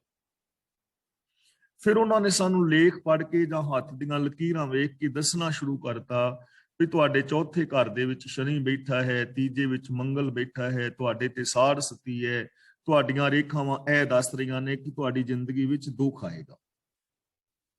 ਤੇ ਅਸੀਂ ਇਹ ਵੀ ਗੱਲ ਮੰਨ ਲਈ ਵੀ ਯਾਰ ਲੇਖ ਪੜ੍ਹਨੇ, ਹੱਥ ਪੜ੍ਹਨੇ ਜਾਣਦਾ, ਮੱਥਾ ਪੜ੍ਹਨਾ, ਇਸ ਕਰਕੇ ਠੀਕ ਕਹਿ ਰਿਹਾ। ਤੇ ਅਗਲੀ ਗੱਲ ਜਿਹੜੀ ਉਹ ਕਰਨਾ ਚਾਹੁੰਦੇ ਸਨ ਉਹ ਅਸੀਂ ਖੁਦ ਹੀ ਕਰ ਦਿੱਤੀ। ਹੁਣ ਸਾਨੂੰ ਪਤਾ ਹੈ ਵੀ ਜਦੋਂ ਮੋਹਰ ਸਿੰਘ ਲੇਖ ਪੜ੍ਹਨੇ ਜਾਣਦਾ ਹੈ ਤੇ ਇਹਦਾ ਮਤਲਬ ਹੈ ਕੋਈ ਉਪਾਅ ਵੀ ਜਾਣਦਾ ਹੀ ਹੋਏਗਾ। ਫਿਰ ਅਸੀਂ ਉਹਨਾਂ ਤੋਂ ਉਪਾਅ ਪੁੱਛਿਆ, ਇਹਦਾ ਉਪਾਅ ਕੀ ਹੈ? ਤੇ ਉਹਨਾਂ ਨੇ ਫਿਰ ਇਹਦੇ ਉਪਾਅ ਔਖੇ ਦੱਸੇ ਵੀ ਇਹਦਾ ਉਪਾਅ ਇਹ ਹੈ, ਇਹ ਮੰਤਰ ਜਿਹੜਾ ਹੈ 11,000 ਵਾਰੀ ਪੜ੍ਹਨਾ ਤੇ ਰੋਜ਼ ਇੰਨੇ ਵਾਰੀ ਪੜ੍ਹਨਾ, ਕਿਸੇ ਦੇ ਮੱਥੇ ਨਹੀਂ ਲੱਗਣਾ ਔਰ ਬਾਹਰ ਨਹੀਂ ਨਿਕਲਣਾ। ਹੁਣ ਬਾਹਰ ਨਾ ਨਿਕਲਾਂ, ਮੱਥੇ ਨਾ ਲੱਗਾ ਤੇ ਬੱਚਿਆਂ ਨੂੰ ਕੌਣ ਪਾਲੇ? ਬਾਬਾ ਜੀ ਇਹ ਤੇ ਕੰਮ ਔਖਾ ਹੈ, ਕੋਈ ਹੋਰ ਸਾਧਨ ਨਹੀਂ ਇਹਦਾ? ਤਾਂ ਬਾਬਾ ਜੀ ਨੇ ਕਿਹਾ ਵੀ ਮੈਂ ਕਰ ਦਿਆਂਗਾ, ਇਹ ਫਿਰ ਫੀਸ ਲੱਗੇਗੀ, ਮੈਂ ਮੰਤਰ ਪੜ੍ਹ ਦਿਆਂਗਾ, ਫੀਸ ਲੱਗੇਗੀ। ਤੇ ਫੀਸ ਕੀ ਲੱਗੇਗੀ ਉਹਦੀ ਹੁਣ ਆਪਣੀ ਮਰਜ਼ੀ ਹੈ, ਜਿੰਨੀ ਮਰਜ਼ੀ ਉਹ ਲੁੱਟ ਜਿਹੜੀ ਹੈ ਕਰ ਸਕਦਾ ਹੈ। ਤਾਂ ਐਵੇਂ ਇੱਕ ਬਹੁਤ ਵੱਡੀਆਂ ਦੁਕਾਨਾਂ ਚੱਲ ਗਈਆਂ ਇਸ ਮੱਥੇ ਦੇ ਲੇਖ ਨੂੰ ਲੈ ਕੇ ਔਰ ਹੱਥਾਂ ਦੀਆਂ ਰੇਖਾਵਾਂ ਨੂੰ ਲੈ ਕੇ। ਮੈਂ ਬੇਨਤੀ ਕਰਾਂ, ਜੋ ਹੱਥਾਂ ਦੀਆਂ ਰੇਖਾਵਾਂ ਨੇ, ਇਹਨਾਂ ਦਾ ਕਿਸਮਤ ਦੇ ਨਾਲ ਕੋਈ ਸੰਬੰਧ ਨਹੀਂ ਹੈ। ਕੋਈ ਟੂਣਾ, ਕੋਈ ਤਵੀਤ, ਕੋਈ ਜੋਤਸ਼ੀ, ਕੋਈ ਬਾਬਾ, ਕੋਈ ਮੜੀ, ਕੋਈ ਪੀਰ, ਕੋਈ ਫਕੀਰ ਜੰਤਰਾਂ ਮੰਤਰਾਂ ਔਰ ਤੰਤਰਾਂ ਦੇ ਨਾਲ ਕਿਸੇ ਦੀ ਕਿਸਮਤ ਨੂੰ ਨਹੀਂ ਬਦਲ ਸਕਦਾ। ਇਹ ਸਾਰੇ ਦਾਅਵੇ ਝੂਠੇ ਨੇ, ਇਹ ਵਿਅਰਥ ਨੇ। ਇਸ ਲਈ ਹੁਣ ਇਹ ਲਿਖਿਆ ਲੇਖ ਕੀ ਹੈ? ਲਿਖਿਆ ਲੇਖ ਦਾ ਮਤਲਬ ਹੈ ਸਿਸਟਮ। ਲਿਖਿਆ ਲੇਖ ਦਾ ਮਤਲਬ ਰਜਾ ਪਾਣਾ ਹੁਕਮ, ਜੋ ਅਸੀਂ ਜਪਜੀ ਸਾਹਿਬ ਜੀ ਦੇ ਵਿੱਚ ਵਿਚਾਰ ਕਰ ਰਹੇ ਹਾਂ। ਹੁਕਮ ਰਜ਼ਾਈ ਚੱਲਣਾ, ਨਾਨਕ ਲਿਖਿਆ ਨਾਲ, ਯਾਨੀ ਜੋ ਕੁਦਰਤੀ ਨਿਯਮਾਵਲੀ ਹੈ, ਲਾ ਆਫ ਨੇਚਰ ਹੈ। ਲਿਖਿਆ ਲੇਖ ਦਾ ਮਤਲਬ ਲਾ ਆਫ ਨੇਚਰ, ਕੁਦਰਤ ਦੇ ਨਿਯਮ। ਇਹਨਾਂ ਨੂੰ ਕੋਈ ਨਹੀਂ ਮਿਟਾ ਸਕਦਾ, ਇਹਨਾਂ ਨੂੰ ਕੋਈ ਨਹੀਂ ਬਦਲ ਸਕਦਾ। ਆ ਜਿਹੜੀਆਂ ਹੱਥ ਦੀਆਂ ਰੇਖਾਂ ਨੇ ਨਾ, ਇਹ ਕਿਸਮਤ ਵਾਸਤੇ ਨਹੀਂ ਹਨ। ਤੁਸੀਂ ਆਪਣੇ ਹੱਥ ਵੇਖੋ ਸਾਰੇ, ਔਰ ਆਪਣੇ ਹੱਥਾਂ ਨੂੰ ਥੋੜਾ ਜਿਹਾ ਮੋੜ ਕੇ ਦੇਖੋ। ਜਿੱਥੇ ਜਿੱਥੇ ਹੱਥ ਮੁੜ ਰਹੇ ਨੇ ਉੱਥੇ ਉੱਥੇ ਰੇਖਾ ਹੈ। ਪਿਛਲੇ ਪਾਸੇ ਹੱਥ ਮੁੜਦਾ ਨਹੀਂ, ਇਸ ਲਈ ਹੱਥ ਦੇ ਪਿਛਲੇ ਪਾਸੇ ਕੋਈ ਰੇਖਾ ਨਹੀਂ ਹੈ। ਜੇ ਰੇਖਾਵਾਂ ਨਾ ਹੁੰਦੀਆਂ ਸਾਡੇ ਹੱਥ ਮੁੜਨੇ ਹੀ ਨਹੀਂ ਸਨ। ਨੰਬਰ 2, ਜਦੋਂ ਸਾਡੇ ਹੱਥ ਛੋਟੇ ਸਨ ਤਾਂ ਸਪੇਸ ਵਾਸਤੇ ਸਾਡੇ ਕੋਲ ਚਾਹੀਦੀ ਹੈ ਨਾ ਹੱਥ ਵਧਣ ਵਾਸਤੇ, ਨਹੀਂ ਤਾਂ ਹੱਥ ਮਾਸ ਪਾਟੇ। ਤਾਂ ਇਹ ਕੁਦਰਤ ਨੇ ਇਹ ਚੀਜ਼ਾਂ ਬਣਾਈਆਂ ਨੇ ਰੱਬੀ ਨਿਯਮ ਦੇ ਅੰਦਰ, ਇਹਨਾਂ ਦਾ ਕਿਸਮਤ ਦੇ ਨਾਲ ਕੋਈ ਸੰਬੰਧ ਨਹੀਂ ਹੈ, ਕੋਈ ਪੜਨ ਵਾਲਾ ਨਹੀਂ ਹੈ, ਨਾ ਕੋਈ ਇਹੋ ਜਿਹਾ ਲੇਖ ਹੈ। ਲੇਖ ਦਾ ਮਤਲਬ ਰਜਾ, ਭਾਣਾ, ਹੁਕਮ। 3-4 ਸ਼ਬਦ ਨੇ, ਲੇਖ, ਹੁਕਮ, ਰਜਾ ਜਾਂ ਭਾਣਾ। ਇਹਨਾਂ ਸਾਰੇ ਸ਼ਬਦਾਂ ਵਾਸਤੇ ਅਸੀਂ ਇੱਕ ਸ਼ਬਦ ਵਰਤ ਸਕਦੇ ਹਾਂ, ਸਿਸਟਮ, ਲਾ ਆਫ ਨੇਚਰ, ਕੁਦਰਤ ਦੀ ਨਿਯਮਾਵਲੀ। ਲਿਖਿਆ ਮੇਟ ਨਾ ਸਕੀਐ ਜੋ ਧੁਰ ਲਿਖਿਆ ਕਰਤਾਰ। ਜੋ ਕਰਤਾਰ ਨੇ ਕੁਦਰਤੀ ਨਿਯਮਾਵਲੀ ਬਣਾਈ ਹੈ, ਕੁਦਰਤ ਦੇ ਜੋ ਨੇਮ ਨੇ, ਉਹਨਾਂ ਨੂੰ ਬਦਲਿਆ ਨਹੀਂ ਜਾ ਸਕਦਾ। ਹੁਣ ਇਹਦਾ ਪਿਛਲੀਆਂ ਗੱਲਾਂ ਦੇ ਨਾਲ ਰਿਲੇਸ਼ਨ ਕੀ ਹੈ? ਪਿਛਲੀਆਂ ਗੱਲਾਂ ਦੇ ਨਾਲ ਇਸ ਚੀਜ਼ ਨੂੰ ਹੁਣ ਰਿਲੇਟ ਕਰਕੇ ਵੇਖੋ। ਹੁਣ ਵੇਸ਼ ਕਰੇ ਕਰੂਪ ਕੁਲੱਖਣੀ, ਕਿ ਜੇ ਕੋਈ ਸਿਰਫ ਬਾਹਰੀ ਪਹਿਨਾਵਾ ਪਹਿਨੇ, ਲੱਛਣ ਮਾੜੇ ਹੋਣ, ਮਨ ਦਾ ਖੋਟਾ ਹੋਵੇ ਔਰ ਝੂਠਾ ਵੀ ਹੋਵੇ, ਤੇ ਰੱਬੀ ਰਜਾ ਦੇ ਅੰਦਰ ਨਾ ਤੁਰੇ, ਰੱਬੀ ਰਜਾ ਤੋਂ ਉਲਟ ਚੱਲਣਾ ਚਾਹੇ, ਤਾਂ ਕਿ ਕੋਈ ਐਸੇ ਬੰਦੇ ਨੂੰ ਸੁੱਖ ਮਿਲ ਸਕਦਾ ਹੈ? ਐਸੇ ਬੰਦੇ ਨੂੰ ਕੀ ਮਿਲੇਗਾ? ਦੁੱਖ ਔਰ ਅਸ਼ਾਂਤੀ। ਐਸਾ ਬੰਦਾ ਦੂਜਿਆਂ ਵਾਸਤੇ ਵੀ ਦੁੱਖ ਔਰ ਅਸ਼ਾਂਤੀ ਪੈਦਾ ਕਰੇਗਾ। ਕੁਦਰਤੀ ਨੇਮ ਹੈ, ਇਹਨੂੰ ਬਦਲ ਨਹੀਂ ਸਕਦੇ। ਹੁਣ ਅੱਗੇ ਥੋੜਾ ਜਿਹਾ ਚੱਲੋ।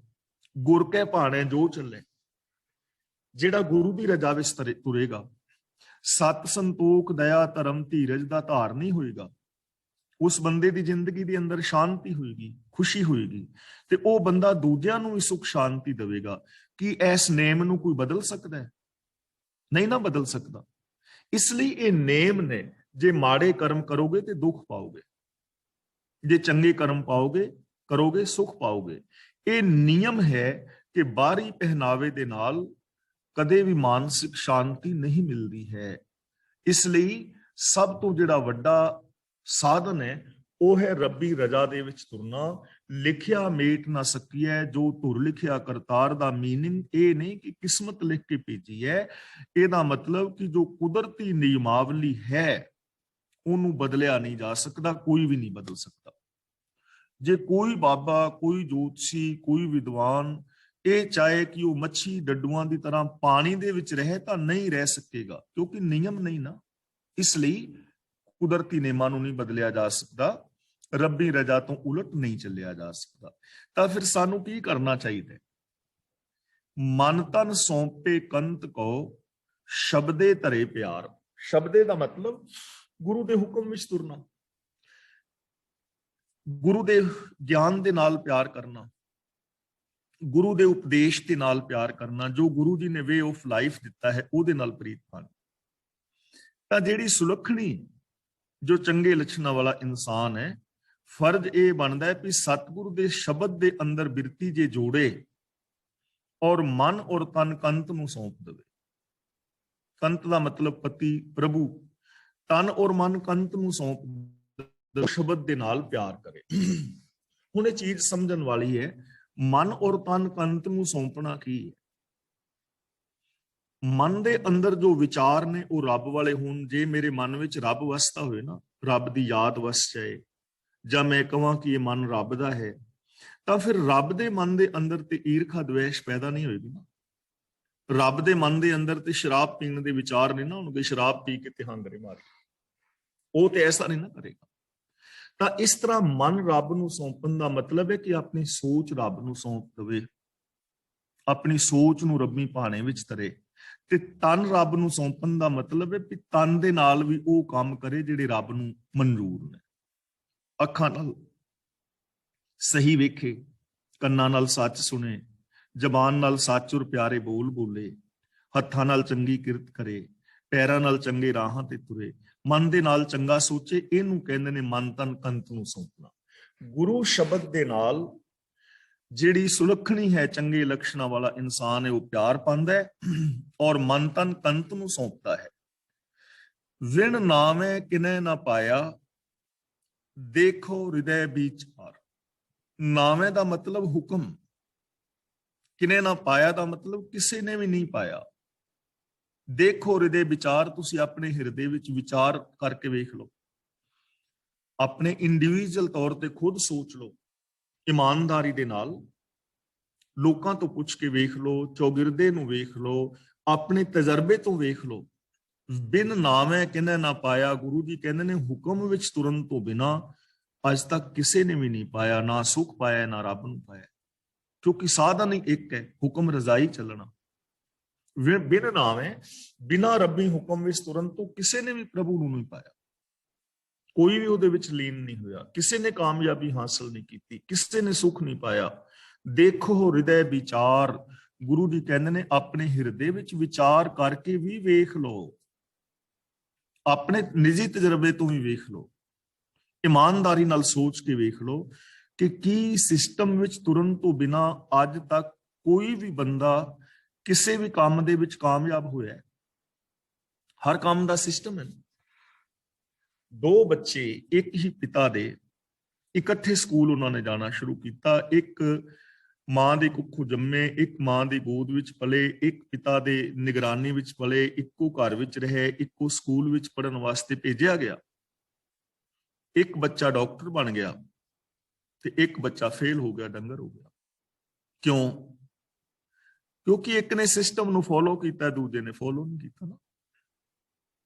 सिस्टम नूं जो फॉलो करेगा कामयाब वो होगा, चाहे वो राजनीतिक दुनिया है, धार्मिक है, समाजिक है, शरीरक है, मानसिक है, बौद्धिक है, आत्मिक है, परिवारक है, व्यवहारक है, जीवन का कोई भी पक्ष है कि सिस्टम में चलन तो बिना कोई कामयाब होया नहीं होया।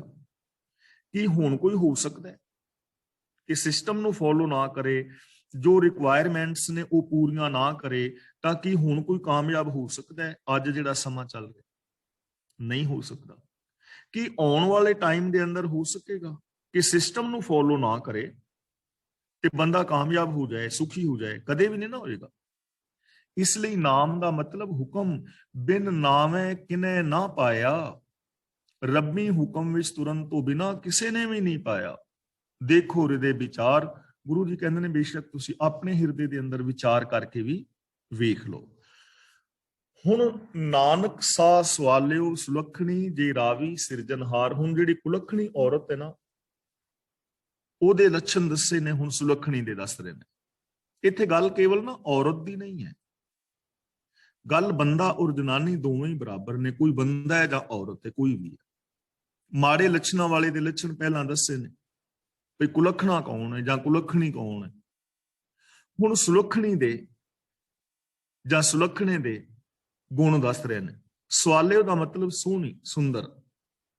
ਅੱਜ ਕੱਲ ਲੋਕ ਸੁੰਦਰਤਾ ਨੂੰ ਪਿਆਰ ਕਰਦੇ ਨੇ ਨਾ, ਸੁੰਦਰਤਾ ਨੂੰ शुरू तो ही प्यार किया जाता है और सुंदरता नूं सलाया जाता है, चाहे वो किसी नदी नाले की सुंदरता है, झीलों की सुंदरता है, फुलों की है, स्त्री पुरुषों की है, सुंदर चीज नूं पसंद किया जाता है। तो हुण सुंदर है कौन? केवल बाहरी कपड़े पा लेने, बाहरी रूप रंग जिहड़ा है वो सोहना हो जाना, उहनूं असीं सोहना नहीं कह सकते। असली सोहना ते वो है जिहदे विचार सोहने ने, जिहदी सोच सोहनी है। इसलिए गुरु जी कहते ने यह मन सुंदर अपना हर नाम मजीठे रंगरी। गुरु जी कहते ने सोच चंगी अपनाओ, शुभ गुणा दे धारनी होवो, थोड़ा मुस्कुरांदे रहो, खुश रहो। जे नैन नक्श नाम ही चंगे होणगे तां भी सोहणे लगोगे। जे गुण ने, शांति है, प्यार वाले बोल ने, हेल्पफुल हो, तुहाडे चेहरे ते मुस्कुराहट है, नैन नक्श चंगे नाम ही हुए तां भी सोहणे लगोगे।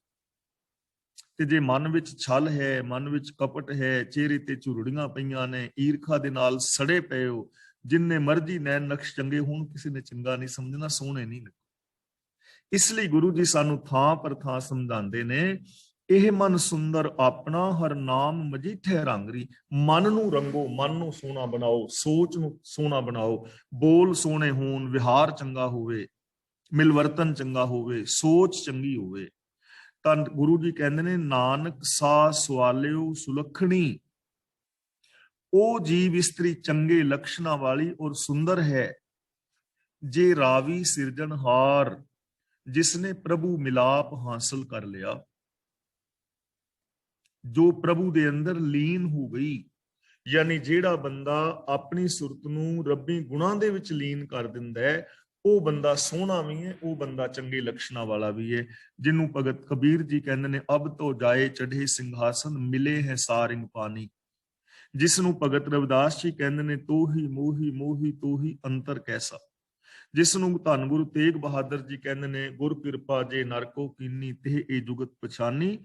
ਨਾਨਕ ਲੀਨ ਭਇਓ ਗੋਬਿੰਦ ਸਿਉ ਜਿਉ ਪਾਣੀ ਸੰਗ ਪਾਣੀ। ਉਹਨੂੰ ਹੀ ਗੁਰੂ ਸਾਹਿਬ ਇੱਥੇ ਕਹਿ ਰਹੇ ਨੇ ਜੇ ਰਾਵੀ ਸਿਰਜਣਹਾਰ, ਜੋ ਪ੍ਰਭੂ ਦਾ ਮਿਲਾਪ ਜਿਸ ਨੇ ਹਾਸਲ ਕਰ ਲਿਆ ਨਾ ਰੱਬੀ ਗੁਣਾਂ ਦਾ, ਜੋ ਰੱਬੀ ਰਜਾ ਦੇ ਵਿੱਚ ਤੁਰ ਰਿਹਾ ਹੈ, ਜੋ ਮਨ ਬਚਨ ਕਰਮ ਕਰਕੇ ਰੱਬੀ ਗੁਣਾਂ ਦਾ ਧਾਰਨੀ ਹੈ, ਉਹਦੇ ਲੱਛਣ ਹੀ ਚੰਗੇ ਨੇ, ਉਹੀ ਸੋਹਣਾ ਹੈ, ਉਹੀ ਮਹਾਨ ਹੈ। ਇਸ ਲਈ ਜੇ ਅਸੀਂ ਵੀ ਚਾਹੁੰਦੇ ਹਾਂ ਕਿ ਸਾਨੂੰ ਮਹਾਨਤਾ ਮਿਲੇ ਤਾਂ ਉਹਦੇ ਵਾਸਤੇ ਸਿੰਪਲ ਗੱਲ ਹੈ, ਗੁਰਮਤਿ ਆਸ਼ੇ ਅਨੁਸਾਰ ਜ਼ਿੰਦਗੀ ਜੀਣਾ, ਰੱਬੀ ਰਜਾ ਨੂੰ ਫੋਲੋ ਕਰਨਾ, ਮਨ ਬਚਨ ਕਰਮ ਕਰਕੇ ਗੁਣਾਂ ਦੇ ਧਾਰਨੀ ਹੋਣਾ। ਬਾਕੀ ਸਾਰੇ ਅੰਧ ਵਿਸ਼ਵਾਸ ਬੇਕਾਰ ਔਰ ਵਿਅਰਥ ਨੇ, ਉਹਨਾਂ ਤੋਂ ਖਹਿੜਾ ਆਪੇ ਹੀ ਛੁੱਟ ਜਾਏਗਾ ਜੇ ਸਾਡੀ ਇਹ ਮਨੋਤ ਪੱਕੀ ਹੋ ਜਾਏ, ਜੇ ਸਾਡੇ ਅੰਦਰ ਇਹ ਵਿਸ਼ਵਾਸ ਆ ਜਾਏ, ਜੇ ਸਾਨੂੰ ਇਹ ਚੀਜ਼ ਸਮਝ ਆ ਜਾਏ, ਅਸੀਂ ਇਹਨਾਂ ਚੀਜ਼ਾਂ ਨੂੰ ਓਕੇ ਜੀ। ਹਾਂਜੀ, ਆਪਾਂ ਗੱਲ ਕਰ ਰਹੇ ਸੀ ਨਾਨਕ ਸਾਸ ਵਾਲਿਓ ਸੁਲੱਖਣੀ ਜੇ ਰਾਵੀ ਸਿਰਜਣਹਾਰ, ਕਿ ਉਹ ਬੰਦਾ ਹੀ ਚੰਗਾ ਲੱਛਣਾਂ ਵਾਲਾ ਹੈ ਔਰ ਚੰਗਾ ਸੁੰਦਰ ਹੈ ਜਿਸ ਨੂੰ ਪ੍ਰਭੂ ਨੇ, ਜੇ ਪ੍ਰਭੂ ਦਾ ਜਿਸ ਨੇ ਮਿਲਾਪ ਹਾਸਲ ਕਰ ਲਿਆ। ਮਾਇਆ ਮੋਹ ਗੁਬਾਰ ਹੈ ਤਿਸ ਦਾ ਨਾ ਦਿਸੈ ਉਰਵਾਰ ਨਾ ਪਾਰ। ਜਿਹੜਾ ਮਾਇਆ ਦਾ ਪਿਆਰ ਹੈ ਨਾ, ਉਹ ਘੁੱਪ ਹਨੇਰਾ ਹੈ, ਉਹਦਾ ਪਾਰ ਉਰਾਰ ਨਹੀਂ ਦਿਸਦਾ। ਤੇ ਮਾਇਆ ਦਾ ਹਨੇਰਾ ਤੁਸੀਂ ਸਮਝਦੇ ਹੋ, ਜਿਹੜੀ ਸਾਡੀ ਮਾੜੀ ਸੋਚ ਹੈ, ਜਿਹੜਾ ਬੰਦਾ ਉਸ ਸੋਚ ਦੇ ਅੰਦਰ ਫਸ ਜਾਂਦਾ ਨਾ, ਫਿਰ ਉਰਲਾ ਔਰ ਪਰਲਾ ਕਿਨਾਰਾ ਨਹੀਂ ਦਿਸਦਾ ਕਿ ਇਹਦੇ ਵਿੱਚੋਂ ਪਾਰ ਕਿਵੇਂ ਨਿਕਲਣਾ ਹੈ, ਔਰ ਬੰਦਾ ਦੁੱਖ ਭੋਗਦਾ ਰਹਿੰਦਾ ਹੈ। ਮਨਮੁਖ ਅਗਿਆਨੀ ਮਹਾ ਦੁੱਖ ਪਾਏਂਦੇ, ਡੁੱਬੇ ਹਰ ਨਾਮ ਵਿਸਾਰ।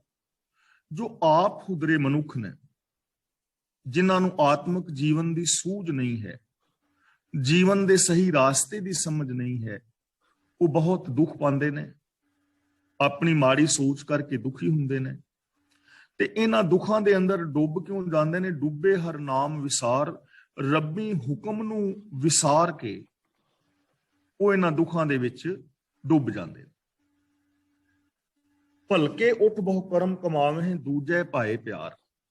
ਭਲਕੇ ਉੱਠ ਦਾ ਮਤਲਬ ਨਵੇਂ ਸੂਰਜ ਹਰ ਰੋਜ਼ ਉਹ ਉੱਠਦੇ ਨੇ ਔਰ ਬਹੁਤ ਸਾਰੇ ਕਰਮ ਕਰਦੇ ਨੇ। ਉਹ ਕਰਮ ਕਿਹੜੇ ਨੇ? ਵਿਖਾਵੇ ਦੇ ਕਰਮ, ਪਹਿਨਾਵਾ ਪਹਿਨ ਲਿਆ, ਵਿਖਾਵੇ ਦੀ ਪਾਠ ਪੂਜਾ ਕਰ ਲਈ, ਸਮਾਧੀਆਂ ਲਾ ਲਈਆਂ, ਤੀਰਥਾਂ ਤੇ ਨਹਾ ਲਿਆ, ਤੇ ਬਾਕੀ ਝੂਠ ਫਰੇਬ ਕਮਾ ਲਏ। ਦੂਜੇ ਭਾਏ ਪਿਆਰ, ਸੱਚ ਨੂੰ ਛੱਡ ਕੇ ਉਹਨਾਂ ਦਾ ਪਿਆਰ ਦਵੈਤ ਵਿੱਚ ਹੁੰਦਾ ਹੈ, ਵਿਕਾਰਾਂ ਦੇ ਵਿੱਚ ਹੁੰਦਾ ਹੈ, ਮੇਰ ਤੇਰ ਦੇ ਵਿਤਕਰੇ ਵਿੱਚ ਹੁੰਦਾ ਹੈ। ਔਰ ਸੱਚ ਨੂੰ ਛੱਡ ਕੇ ਦਵੈਤ ਦੇ ਪਿਆਰ ਦੇ ਅੰਦਰ ਬਹੁਤ ਸਾਰੇ ਮਿੱਥੇ ਹੋਏ ਧਾਰਮਿਕ ਕਰਮ ਔਰ ਵਿਕਾਰ ਕਮਾਈ ਜਾਂਦੇ ਨੇ। ਦੂਜੇ ਪਾਸੇ ਸਤਿਗੁਰ ਸੇਵੈ ਆਪਣਾ ਭੌਜਲ ਉਤਰੇ ਪਾਰ। ਜੋ ਆਪਣੇ ਸਤਿਗੁਰ ਦੀ ਦੱਸੀ ਕਾਰ ਕਰਦੇ ਨੇ, ਸਤਿਗੁਰ ਸੇਵੇ ਆਪਣਾ ਦਾ ਮਤਲਬ ਜੋ ਆਪਣੇ ਗੁਰੂ ਦੀ ਦੱਸੀ ਕਾਰ ਕਰਦੇ ਨੇ, ਗੁਰਮਤਿ ਆਸ਼ੇ ਅਨੁਸਾਰ ਜਿੰਦੇ ਭੌਜਲ ਉਤਰੇ ਪਾਰ। ਉਹ ਮਾਇਆ ਦੇ ਇਸ ਭੁੱਖ ਹਨੇਰੇ ਚੋਂ, ਭਵਸਾਗਰ ਚੋਂ, ਵਿਕਾਰਾਂ ਪਾਪਾਂ ਅਪਰਾਧਾਂ ਚੋਂ ਪਾਰ ਉਤਰ ਜਾਂਦੇ। ਨਾਨਕ ਗੁਰਮੁਖ ਸੱਚ ਸਮਾਵੇ ਹੈ, ਸੱਚ ਨਾਮ ਉਰਤਾਰ। ਸੱਚ ਦੇ ਚੱਚੇ ਨਾਲ ਸਿਹਾਰੀ ਹੈ ਸੱਚ ਵਿੱਚ। ਗੁਰਮੁਖ ਦਾ ਮਤਲਬ ਗੁਰੂ ਦੇ ਦੱਸੇ ਰਾਹਾਂ ਤੇ ਤੁਰਨ ਵਾਲੇ ਜਿਹੜੇ ਨੇ, ਉਹ ਸੱਚ ਦੇ ਅੰਦਰ ਸਮਾ ਜਾਂਦੇ ਨੇ, ਸੱਚ ਵਿੱਚ ਹਮੇਸ਼ਾ ਲੀਨ ਹੁੰਦੇ ਨੇ, ਔਰ ਸੱਚੇ ਹੁਕਮ ਨੂੰ ਉਹ ਆਪਣੇ ਹਿਰਦੇ ਦੇ ਅੰਦਰ ਧਾਰਨ ਕਰਕੇ ਰੱਖਦੇ ਨੇ। ਹਰ ਜਲ ਥਲ ਮਹੀਲ ਭਰਪੂਰ, ਦੂਜਾ ਨਾਹੀਂ ਕੋਈ। ਇਹਨੂੰ ਭਰਪੂਰ ਨਹੀਂ ਪੜਨਾ, ਕਈ ਵਾਰੀ ਨਾ ਅਸੀਂ ਭਰਪੂਰ ਬੋਲਦੇ ਹਾਂ, ਤੇ ਜਦੋਂ ਭਰਪੂਰ ਬੋਲਾਂਗੇ ਤੇ ਭੱਬਾ ਬੋਲ ਜਾਏਗਾ। ਦੇਖੋ ਮੈਨੂੰ ਧਿਆਨ ਨਾਲ ਸੁਣਿਓ, ਭਰਪੂਰ, ਭੂਰ ਬੋਲ ਰਿਹਾ ਨਾ, ਇਹਨੂੰ ਪੂਰ ਬੋਲਣਾ ਹੈ, ਭਰਪੂਰ। ਹਰ ਜਲ ਥਲ ਮਹੀਲ ਭਰਪੂਰ, ਦੂਜਾ ਨਾਹੀਂ ਕੋਈ। ਮਹੀਲ ਦਾ ਮਤਲਬ ਧਰਤੀ ਦੇ ਉੱਤੇ, ਆਕਾਸ਼ ਵਿੱਚ, ਯਾਨੀ ਰੱਬ ਜਿਹੜਾ ਹੈ ਪਾਣੀ ਵਿੱਚ ਵੀ, ਧਰਤੀ ਵਿੱਚ ਵੀ, ਆਕਾਸ਼ ਵਿੱਚ ਵੀ ਪਰਿਪੂਰਨ ਹੈ। ਦੂਜਾ ਨਾਹੀਂ ਕੋਈ ਦਾ ਮਤਲਬ ਉਹਦੇ ਤੋਂ ਬਿਨਾਂ ਦੂਜਾ ਕੋਈ ਹੈ ਹੀ ਨਹੀਂ। ਦੇਖੋ ਕਿੰਨੇ ਸਾਫ਼ ਲਫ਼ਜ਼ਾਂ ਵਿੱਚ ਕਹਿ ਰਹੇ ਨੇ ਕਿ ਰੱਬ ਤੋਂ ਬਿਨਾਂ ਦੂਜਾ ਕੋਈ ਹੈ ਹੀ ਨਹੀਂ। ਆ ਸਾਰਾ ਦਿਸਦਾ ਜਿਹੜਾ ਜਗਤ ਹੈ ਨਾ, ਇਹ ਸਮਝ ਲਓ ਰੱਬ ਹੀ ਪਸਰਿਆ ਹੋਇਆ ਹੈ, ਤੇ ਰੱਬ ਦਾ ਹੀ ਰੂਪ ਹੈ। ਹਰ ਆਪ ਬਹਿ ਕਰੇ ਨਿਆਉ, ਕੂੜਿਆਰ ਸਭ ਮਾਰ ਕੱਢ ਹੋਏ। ਤੇ ਰੱਬ ਆਪ ਹੀ ਨਿਆਂ ਕਰ ਰਿਹਾ ਹੈ ਹੁਕਮ ਵਿੱਚ, ਹੁਕਮ ਰੂਪ ਨਿਆਂ। ਕੂੜਿਆਰ ਸਭ ਮਾਰ ਕੱਢ ਹੋਏ।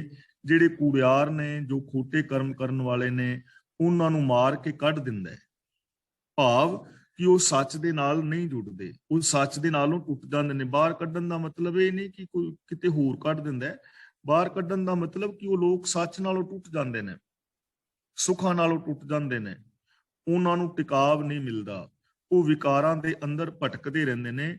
ਰੱਬ ਆਪ ਨਿਆਂ ਕਰ ਰਿਹਾ ਹੈ। ਹੁਣ ਇੱਥੇ ਨਿਆਂ ਕਰਨ ਦਾ ਮਤਲਬ ਇਹ ਨਹੀਂ ਕਿ ਉੱਤੇ ਬੈਠਾ ਕਿਤੇ ਨਿਆਂ ਕਰ ਰਿਹਾ ਹੈ। ਨਿਆਂ ਦਾ ਮਤਲਬ ਇੱਥੇ ਹੁਕਮ ਦੇ ਅੰਦਰ ਨਿਆਂ ਕਰਨਾ, ਸਿਸਟਮ ਦੇ ਅੰਦਰ। ਇਹ ਸਾਰਾ ਨਿਆਂ ਸਿਸਟਮ ਵਿੱਚ ਆਪੇ ਹੋਈ ਜਾ ਰਿਹਾ ਹੈ, ਰੱਬੀ ਰਜ਼ਾ ਦੇ ਅੰਦਰ ਆਟੋਮੈਟਿਕਲੀ ਹੋ ਰਿਹਾ ਹੈ। ਜੋ ਸੱਚ ਨਾਲ ਜੁੜੇਗਾ, ਸ਼ੁਭ ਗੁਣਾਂ ਦੇ ਕਰਮ ਕਰੇਗਾ, ਉਹਦੀ ਜ਼ਿੰਦਗੀ ਦੇ ਵਿੱਚ ਸੁੱਖ ਰਹੇਗਾ, ਉਹ ਟਿਕਾਵ ਰਹੇਗਾ। ਤੇ ਜਿਹੜਾ ਸੱਚ ਦੇ ਨਾਲ ਨਹੀਂ ਜੁੜੇਗਾ, ਉਹ ਸੱਚ ਨਾਲੋਂ ਆਟੋਮੈਟਿਕਲੀ ਟੁੱਟ ਕੇ ਝੂਠ ਫਰੇਬ ਵਿੱਚ ਖਚਤ ਹੋ ਜਾਏਗਾ। ਨਿਆਂ ਹਰ ਥਾਂ ਤੇ ਹੋਈ ਜਾ ਰਿਹਾ। ਸਚਿਆਰਾਂ ਦੇ ਵਡਿਆਈ ਹਰ ਧਰਮ ਨਿਆਉ ਕੀ ਹੋਏ। ਧਰਮ ਦਾ ਮਤਲਬ ਧਰਮ ਦਾ ਨਿਆਂ, ਸੱਚਾ ਇਨਸਾਫ। ਨਿਆਂ ਦਾ ਮਤਲਬ ਇਨਸਾਫ, ਧਰਮ ਦਾ ਮਤਲਬ ਸੱਚਾ ਇਨਸਾਫ। ਤਾਂ ਸੱਚ ਦੇ ਵਪਾਰੀਆਂ ਨੂੰ ਆਦਰ ਬਖਸ਼ਦਾ ਹੈ। ਇਹ ਸੱਚ ਦਾ ਨਿਆਂ ਕੀਤਾ ਹੈ ਕਿ ਸੱਚਿਆਂ ਲੋਕਾਂ ਨੂੰ ਆਦਰ ਮਿਲਦਾ ਹੈ। ਹੁਣ ਕਈ ਵਾਰ ਐਸਾ ਹੁੰਦਾ ਹੈ ਕਿ ਸੱਚੇ ਲੋਕਾਂ ਨੂੰ ਖਤਮ ਕਰ ਦਿੱਤਾ ਜਾਂਦਾ ਹੈ। ਜਿਵੇਂ ਧੰਨ ਗੁਰੂ ਅਰਜਨ ਦੇਵ ਜੀ ਮਹਾਰਾਜ ਨੇ, ਹੁਣ ਉਹਨਾਂ ਨੂੰ ਤੱਤੀ ਤਵੀ ਤੇ ਬਿਠਾ ਕੇ ਦੇਗਾਂ ਵਿੱਚ ਉਬਾਲ ਕੇ ਸ਼ਹੀਦ ਤਾਂ ਕਰ ਦਿੱਤਾ ਗਿਆ। ਲੇਕਿਨ ਕੀ ਜਹਾਂਗੀਰ ਨੂੰ ਕੋਈ ਸੱਚਾ ਕਹਿੰਦਾ ਅੱਜ, ਜਾਂ ਉਸ ਟਾਈਮ ਕਹਿੰਦਾ ਸੀ? ਕਿ ਗੁਰੂ ਅਰਜਨ ਦੇਵ ਜੀ ਨੇ ਜੋ ਸੱਚ ਬੋਲਿਆ, ਉਸ ਸੱਚ ਨੂੰ ਖਤਮ ਕੀਤਾ ਜਾ ਸਕਦਾ ਹੈ? ਬਿਲਕੁਲ ਵੀ ਨਹੀਂ ਕੀਤਾ ਜਾ ਸਕਦਾ। ਭਾਈ ਮਤੀ ਦਾਸ ਨੂੰ ਆਰੇ ਨਾਲ ਤੇ ਚੀਰਿਆ ਜਾ ਸਕਦਾ ਹੈ, ਲੇਕਿਨ ਸੱਚ ਨੂੰ ਖਤਮ ਨਹੀਂ ਕੀਤਾ ਜਾ ਸਕਦਾ। ਸੱਚੇ ਬੰਦੇ ਨੂੰ ਸ਼ਰੀਰ ਕਰਕੇ ਖਤਮ ਕੀਤਾ ਜਾ ਸਕਦਾ ਹੈ, ਪਰ ਉਹਨੂੰ ਹਰਾਇਆ ਨਹੀਂ ਜਾ ਸਕਦਾ। ਇਸ ਲਈ ਉਹਨੂੰ ਵਡਿਆਈ ਮਿਲਦੀ ਹੈ। ਗੁਰੂ ਜੀ ਕਹਿੰਦੇ ਨੇ ਵਡਿਆਈ ਹਮੇਸ਼ਾ ਸਚਿਆਰਾਂ ਨੂੰ ਮਿਲਦੀ ਹੈ। ਜੇ ਤੁਸੀਂ ਕਿਸੇ ਰਿਕੁਆਇਰਮੈਂਟ ਨੂੰ ਪੂਰਾ ਕਰੋਗੇ ਨਾ, ਤਾਂ ਹੀ ਤੁਹਾਨੂੰ ਵਡਿਆਈ ਮਿਲੇਗੀ, ਤਾਂ ਹੀ ਤੁਹਾਨੂੰ ਸਫਲਤਾ ਮਿਲੇਗੀ। ਸਚਿਆਰਾਂ ਨੂੰ ਸਫਲਤਾ ਮਿਲਦੀ ਹੈ, ਵਡਿਆਈ ਮਿਲਦੀ ਹੈ। ਹਰ ਧਰਮ ਨਿਆਉ ਕੀਓ, ਇਹ ਰੱਬ ਨੇ ਸੱਚਾ ਨਿਆਂ ਕੀਤਾ ਹੈ। ਸਭ ਹਰ ਕੀ ਕਰੋ ਉਸਤਤ, ਜਿਨ ਗਰੀਬ ਅਨਾਥ ਰਾਖ ਲਿਓ। ਗੁਰੂ ਪਾਤਸ਼ਾਹ ਜੀ ਕਹਿੰਦੇ ਨੇ ਸਾਰੇ ਰੱਬ ਦੀ ਸਿਫਤ ਕਰੋ, ਯਾਨੀ ਗੁਣ ਗਾਓ, ਉਹਦੇ ਗੁਣਾਂ ਦੇ ਧਾਰਨੀ ਹੋਵੋ, ਜਿਨੇ ਗਰੀਬਾਂ ਔਰ ਅਨਾਥਾਂ ਨੂੰ ਰੱਖ ਲਿਆ ਹੈ। ਹੁਣ ਗਰੀਬ ਕੌਣ ਨੇ? ਕਹੋ ਕਬੀਰ ਨਿਰਧਨ ਹੈ ਸੋਈ, ਜਿਨ੍ਹਾਂ ਦੇ ਹਿਰਦੇ ਵਿੱਚ ਪ੍ਰਭੂ ਦੇ ਗੁਣ ਨਹੀਂ ਹਨ, ਅਸਲੀ ਕੰਗਾਲ ਨੇ ਉਹ। ਤੇ ਜਦੋਂ ਉਹ ਰੱਬੀ ਸ਼ਰਨ ਵਿੱਚ ਆਉਂਦੇ ਨੇ ਨਾ, ਤਾਂ ਉਹਨਾਂ ਨੂੰ ਵੀ ਰੱਬ ਚਰਨਾਂ ਦੇ ਸ਼ਰਨ ਲਾ ਕੇ ਰੱਖ ਲੈਂਦਾ, ਉਹਨਾਂ ਨੂੰ ਵੀ ਗੁਣ ਮਿਲ ਜਾਂਦੇ ਨੇ। ਮੰਨ ਲਓ ਮੈਂ ਝੂਠ ਬੋਲਦਾ ਹਾਂ, ਤੇ ਜੇ ਮੈਂ ਸੱਚ ਦੇ ਨਾਲ ਜੁੜਨਾ ਚਾਹਾਂ ਤਾਂ ਸੱਚ ਇਹ ਨਹੀਂ ਕਹੇਗਾ ਕਿ ਨਾ ਤੂੰ ਹੁਣ ਤੱਕ ਝੂਠ ਬੋਲਦਾ ਰਿਹਾ, ਇਸ ਲਈ ਹੁਣ ਮੈਂ ਤੇਰੇ ਹਿਰਦੇ ਵਿੱਚ ਨਹੀਂ ਵਸਣਾ। ਐਸਾ ਨਹੀਂ ਹੁੰਦਾ। ਜਦੋਂ ਵੀ ਕੋਈ ਮਾਨਸਿਕ ਤੌਰ ਤੇ ਕੰਗਾਲ ਵੀ ਰੱਬੀ ਗੁਣਾਂ ਦੇ ਨਾਲ ਜੁੜਦਾ ਹੈ, ਤਾਂ ਉਹਨੂੰ ਵੀ ਰੱਖ ਲਿਆ ਜਾਂਦਾ ਹੈ। ਭਾਵ ਉਹਨੂੰ ਵੀ ਸ਼ੁਭ ਗੁਣ ਔਰ ਆਨੰਦ ਆਦਿਕ ਮਿਲ ਜਾਂਦਾ ਹੈ। ਜੈਕਾਰ ਕੀਓ ਧਰਮੀਆਂ ਕਾ, ਪਾਪੀ ਕੋ ਦੰਡ ਦਿਓ। ਜੈਕਾਰ ਹਮੇਸ਼ਾ ਧਰਮੀਆਂ ਦਾ ਹੁੰਦਾ ਹੈ, ਤੇ ਜਿਹੜੇ ਪਾਪੀ ਨੇ ਉਹਨਾਂ ਨੂੰ ਦੰਡ ਦਿੰਦਾ ਹੈ। ਹੁਣ ਇੱਥੇ ਦੰਡ ਜਾਂ ਸਜ਼ਾ ਦੇਣ ਦਾ ਮਤਲਬ ਇਹ ਨਹੀਂ ਹੈ ਕਿ ਰੱਬ ਉਹਨਾਂ ਦੀ ਲੱਤ ਬਾਂਹ ਤੋੜ ਦਿੰਦਾ ਹੈ, ਕਿਉਂਕਿ ਅਸੀਂ ਸਜ਼ਾ ਸਿਰਫ ਇਸ ਚੀਜ਼ ਨੂੰ ਹੀ ਸਮਝਦੇ ਹਾਂ ਕਿ ਉਹਨਾਂ ਦਾ ਕੋਈ ਫਿਜ਼ੀਕਲੀ ਨੁਕਸਾਨ ਹੋਵੇ, ਜਾਂ ਉਹਨਾਂ ਦਾ ਕੋਈ ਫਾਈਨੈਂਸ਼ੀਅਲੀ ਨੁਕਸਾਨ ਹੋਵੇ, ਅਸੀਂ ਸਿਰਫ ਉਹਨੂੰ ਸਜ਼ਾ ਸਮਝਦੇ ਹਾਂ। ਲੇਕਿਨ ਅਸਲੀ ਸਜ਼ਾ ਕੀ ਹੈ? ਦੇਖੋ, ਹੁਣ ਨਰੈਣੂ ਮਹੰਤ ਦੀ ਗੱਲ ਕਰੀਏ ਤਾਂ ਉਹਨੇ ਕਿਤਨਾ ਪਾਪ ਕੀਤਾ ਨਾ, ਕਿੰਨੇ ਸਾਰੇ ਸਿੱਖਾਂ ਨੂੰ ਸ਼ਹੀਦ ਕੀਤਾ, ਗੁਰਦੁਆਰਿਆਂ ਦੇ ਅੰਦਰ ਜੋ ਕੁਛ ਮਾੜੇ ਕਰਮ ਕੀਤੇ, ਲੇਕਿਨ ਵੈਸੇ ਉਹਦਾ ਕੋਈ ਨੁਕਸਾਨ ਨਹੀਂ ਹੋਇਆ। ਉਹ ਆਪਣੀ ਮੌਤ ਤੇ ਮਰਿਆ ਤੇ ਆਪਣੀ ਮੌਤ ਤੇ। ਲੇਕਿਨ ਕੀ ਉਹਦੀ ਕੋਈ ਇੱਕ ਵੀ ਬੰਦਾ ਸਿਫਤ ਕਰਦਾ ਹੈ ਵੀ ਨਰੈਣੂ ਮਹੰਤ ਬੜਾ ਚੰਗਾ ਸੀ? ਇੱਕ ਵੀ ਬੰਦਾ ਕਰਦਾ ਸਿਫਤ? ਇਹੀ ਦੰਨ ਹੈ। ਤੇ ਜਿਹੜੇ ਸ਼ਹੀਦੀ ਜਿਨ੍ਹਾਂ ਨੇ ਪਾਈ, ਜਦੋਂ ਤੱਕ ਦੁਨੀਆ ਰਹੇਗੀ ਲੋਕ ਉਹਨਾਂ ਦੀ ਸਿਫਤ ਕਰਨਗੇ, ਯਾਰ ਉਹਨਾਂ ਨੇ ਕਿੰਨਾ ਚੰਗਾ ਕੰਮ ਕੀਤਾ ਸੀ। ਜੇ ਬੱਚੀਆਂ ਦੇ ਨਾਲ ਮਾੜਾ ਕਰਮ ਕਰਦਾ ਸੀ, ਉਹਨਾਂ ਨੇ ਆਪਣੇ ਆਪ ਨੂੰ ਜੰਡਾਂ ਦੇ ਨਾਲ ਛਡਵਾ ਲਿਆ, ਲੇਕਿਨ ਉਹਨਾਂ ਨੇ ਮਾੜੇ ਕਰਮ ਨਹੀਂ ਹੋਣ ਦਿੱਤੇ। ਇਹੀ ਸਜ਼ਾ ਹੈ, ਇਹੀ ਸਿਫਤ। ਤਾਂ ਧਰਮੀਆਂ ਦਾ ਜੈਕਾਰ ਹੁੰਦਾ ਹੈ। ਧਰਮੀਆਂ ਦਾ ਮਤਲਬ ਜੋ ਸੱਚੇ ਨੇ, ਉਹਨਾਂ ਦਾ ਜੈਕਾਰ ਹੁੰਦਾ ਹੈ। ਪਾਪੀ ਨੇ ਉਹਨਾਂ ਨੂੰ ਦੰਡ ਮਿਲਦਾ ਹੈ। ਹੁਣ ਇਹ ਚੀਜ਼ ਨੂੰ ਨਾ ਸਮਝਣਾ ਹੈ, ਅਸੀਂ ਪਿੱਛੇ ਲੋਕਾਂ ਵਿੱਚ ਪੜ੍ਹਿਆ ਹੈ ਨਾ, ਵੇਸ਼ ਕਰੇ ਕੁਰੂਪ ਕੁਲਖ ਨਹੀਂ, ਕਿ ਜੇ ਕੋਈ ਮਾਲਾ ਪਾਈ ਫਿਰੇ, ਧਾਰਮਿਕ ਚਿੰਨ੍ਹ ਧਾਰਨ ਕਰ ਲਵੇ, ਧਾਰਮਿਕ ਕੱਪੜੇ ਪਾ ਲਵੇ, ਤੇ ਕਰਮ ਮਾੜੇ ਕਰੇ, ਤਾਂ ਉਹਨਾਂ ਨੂੰ ਵਡਿਆਈ ਨਹੀਂ ਮਿਲਦੀ, ਉਹਨਾਂ ਨੂੰ ਮਾਣ ਨਹੀਂ ਮਿਲਦਾ। ਜੋ ਅਸਲੀ ਧਰਮੀ ਨੇ, ਜੋ ਸੱਚ ਦੇ ਰਾਹਾਂ ਤੇ ਚੱਲਦੇ ਨੇ, ਮਾਣ ਉਹਨਾਂ ਨੂੰ ਮਿਲਦਾ ਹੈ। ਪਾਪੀਆਂ ਨੂੰ ਹਮੇਸ਼ਾ ਡੰਨ ਦਾ ਮਤਲਬ ਉਹਨਾਂ ਨੂੰ ਦੁੱਖ ਹੁੰਦਾ ਹੈ, ਉਹਨਾਂ ਨੂੰ ਨਮੂਸ਼ੀ ਹੁੰਦੀ ਹੈ, ਔਰ ਉਹ ਮਾਨਸਿਕ ਤੌਰ ਤੇ ਪਰੇਸ਼ਾਨੀਆਂ ਸਹਿੜ ਲੈਂਦੇ ਨੇ। ਤਾਂ ਅੱਜ ਦੀ ਵਿਚਾਰ ਅਸੀਂ ਇੱਥੇ ਸਮਾਪਤ ਕਰਦੇ ਹਾਂ। ਸੌਰੀ, ਇੰਟਰਨੈਟ ਵਿੱਚ ਪ੍ਰੋਬਲਮ ਆਉਣ ਕਰਕੇ ਵਿੱਚ ਥੋੜੀ ਪ੍ਰੋਬਲਮ ਆ ਗਈ। ਤਾਂ ਅੱਜ ਦੀ ਇਸ ਵਿਚਾਰ ਵਿੱਚ ਜੇ ਕਿਸੇ ਵੀਰ ਭੈਣ ਨੇ ਕੋਈ ਸਵਾਲ ਪੁੱਛਣਾ ਹੈ ਤਾਂ ਆਪਣਾ ਸਵਾਲ ਵੀ ਪੁੱਛ ਸਕਦਾ ਹੈ, ਔਰ ਜੇ ਕਿਸੇ ਨੇ ਆਪਣਾ ਕਮੈਂਟ ਦੇਣਾ ਹੈ ਤਾਂ ਆਪਣੇ ਵਿਚਾਰ ਵੀ ਦੇ ਸਕਦਾ ਹੈ। ਅਗਲੀ ਕਾਰਵਾਈ ਵੀਰ ਜੀ ਤਰਲੋਚਨ ਸਿੰਘ ਜੀ ਕਰ ਰਹੇ ਨੇ। ਅਨਮਿਊਟ ਹੋ ਜਾਓ ਜੇ ਕਿਸੇ ਵੀਰ ਭੈਣ ਨੇ ਕੋਈ ਵਿਚਾਰ ਦੇਣਾ ਹੈ ਜਾਂ ਕੋਈ ਸਵਾਲ ਪੁੱਛਣਾ ਹੈ। ਵਾਹਿਗੁਰੂ ਜੀ ਕਾ ਖਾਲਸਾ, ਵਾਹਿਗੁਰੂ ਜੀ ਕੀ ਫਤਿਹ।